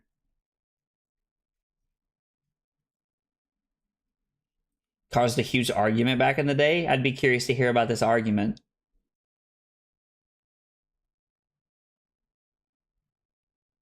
So Ethan just hates Viserai, huh? Like just absolutely hates it. Say GG to our opponent. They were a super nice person. Thank them for letting me take that turn back at the end of the game. That was super nice of them when I didn't pitch my yellow when they had 2 rune chants. So that was super nice of them. Appreciate them being willing to, they kind of let me go back there. And like it's like one of those things where it's like my opponent, like I mean, like in real life, that kind of situation would have never have happened because like it like I just would have seen both the rune chants on the table, or it would have been a misrepresentation for my opponent, so it wouldn't have mattered either way. But for sure, like I appreciate them being nice enough to let me do that. Not everybody is in situations like that, so it's funny bringing a Ball Lightning Briar. Dude, Seeds Chain was stupid, bro. Was stupid. You started right after Dynasty Captain, so it sounds like a lot of people are kind of getting into the game in the last year, and that's really cool because the game came out in 2019. I got into the game in February of 2022, I think is when I started. Was February of 2022 is when I started the game, and I started streaming later in that July. And so, like, I got into the game, like, pretty early. There had only been, like, 5 or 6 sets out when I got into the game. But I hate that I missed out on so much of the early stuff, honestly. So, like, I don't know. I'm happy that I've had as much time as I have to play. But at the same time, like, I did miss out on some cool stuff. Yeah, 1-2 into a 3-2. Q, we've turned that around pretty well, for sure. I'm very glad. Oh, so you started actually in Uprising Mike Monarch area, but like you couldn't actually play because of like school? Hey, I get that, man. School's more important. Like finish school and then you can play all you want. Like absolutely. Like definitely like that is a good decision, Liam. I applaud you for making the right decision there. Listen, no, I believe you, Josh. I just like it's funny to like I don't think I've ever seen Ethan tilt ever. So like I would be curious to see what he looks like on tilt, to be honest. Oh, Monarch Unlimited? Okay, yeah. So you started a little bit before me if you started on Monarch Unlimited. Well, right. Or is Unlimited after Everfest? No, Unlimited was before, I think, right? Did you get anything cool from Outsiders, Captain? I would be curious to know. Like if that was your first money sink. Oh, so Josh has been playing forever. He started out here in Arcane Rising, bro. He probably got some like crazy good deals off his collection from early in the day, I bet.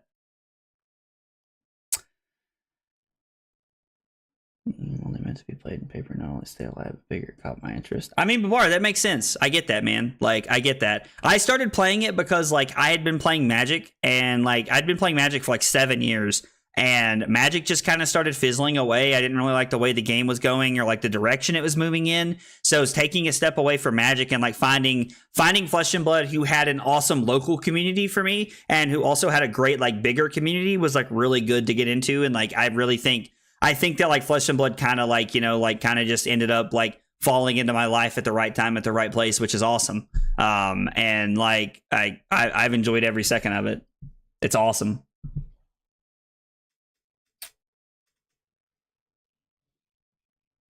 Yeah, I'm also the same way. I regret not like buying into the game and Welcome to Wraith, but I didn't even know it existed then. So like to everybody who did buy into it and to all the people who like profited off of it, tip my hat to you, because well done.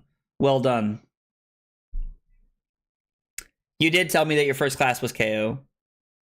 Yeah, Tamishi, I do think a lot of people come from Magic, and so like when I talk about that, I think a lot of people can relate to like they loved Magic and it was a game that they played and like, you know, they had a great relationship with and they had a lot of friends, and then like their friends kind of stopped playing or the game declined, and like there's a lot of reasons that people I know have fallen out of Magic over the years. And so like it's, you know, like I there's a lot of people like who came from like Magic as well. So like I think there's a lot of like very relatable things that I have with people who come from Magic in a lot of ways, for sure.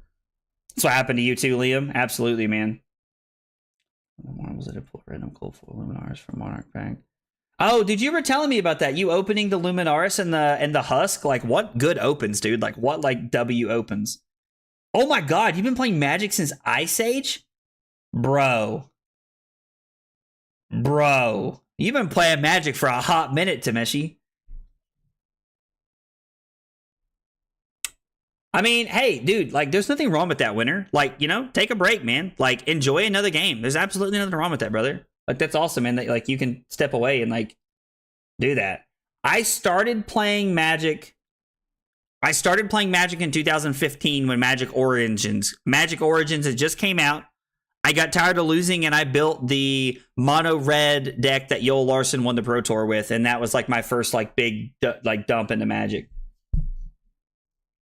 Still play occasionally. Yeah, I'm a diehard Fab player too, man. I'm a diehard Fab player, but I also started out playing Magic, and like I completely get it. I still go to like RCQs at our local shop because I like to support our local shop.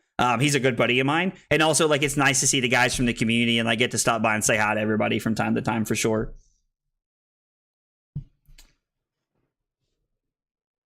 Since 4th edition? Dude, y'all have been playing games forever, bro.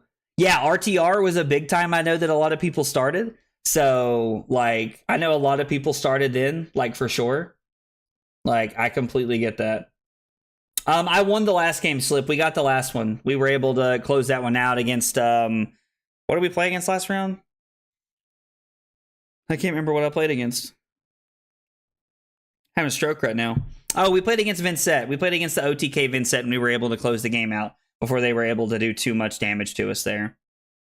So I actually really want to try the Rainbow Clash of Might and Rainbow, like, Thunk deck. I won't lie, like, that does sound kind of cool. Especially when you played it against me, Captain, like it seemed pretty cool the other night, like for sure.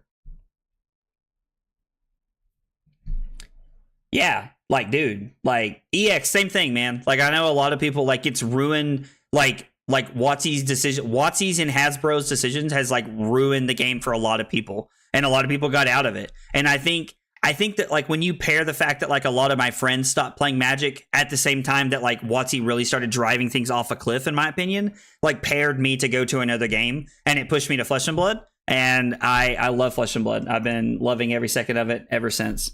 Zach's like, y'all old. One that actually works? Okay, I'd be curious to see this. Captain, if you're in the Discord, hit me with that list. I want to see what you're talking about for sure. Most of them are just totally disillusioned with TCGs. I mean, hey, like, I think everybody kind of goes to that where they're trying to find a TCG. I'm just very, like, lucky to have friends that know me and, like, understand my likes and wants. And they were like, hey, we think you'd like Flesh and Blood. Like, give it a try. And they handed me Dash, and, like, I really enjoyed it. And, like, I've just kind of been hooked on the game ever since, for sure. Yeah, dude, I get that. It would be awesome if, like, you could get your, like, MTG friends to, like, have the competitive spirit for Fab. I'm very fortunate to have found new friends who are, like, honestly, like, they're just great people to be around. Like, they're not just Flesh and Blood friends. They're now my friends.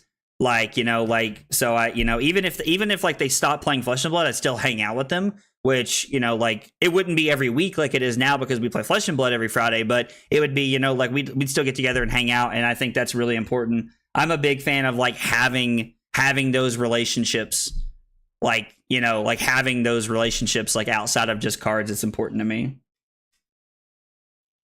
When people used to play Time Walk. Oh my god, dude, that's hilarious. That's fantastic. Well, guys, I'm gonna get out of here for the night. I appreciate you guys being here and hanging out so much. I really appreciate y'all being, like, just being here and hanging out. Like, we were like over 50 viewers a lot tonight, which is like, I'd only ever crossed over that mark for the first time like a few weeks ago. Like, I think like 3 or 4 weeks ago. So thank you guys so much for all the support and being here. I really appreciate it. If you guys like the content, be sure to hit like and subscribe on whatever platform you're on. If you really like the content and you want to go above and beyond to support me, you can subscribe on Twitch, or you can become a member on YouTube. Comes with some perks and like little badges and things like that. And you get special roles in the Discord. The biggest perk that I like to talk about is if you do become a subscriber or you do become a member on YouTube, you actually get to vote on what I play every week, at least once or twice a week. I put up a poll in a subscriber/member only version of the Discord. And you guys get to vote on what I play every week. So if that's something that interests you and you've been thinking about it, there you go. That might be the push you want there. Thanks for hanging out tonight, guys. I hope you guys have a great night. Carly and I will be back tomorrow. We're playing It Takes Two. So if you want to break from cards and you want to come hang out with me and Carly while we play It Takes Two. Have a good night, guys.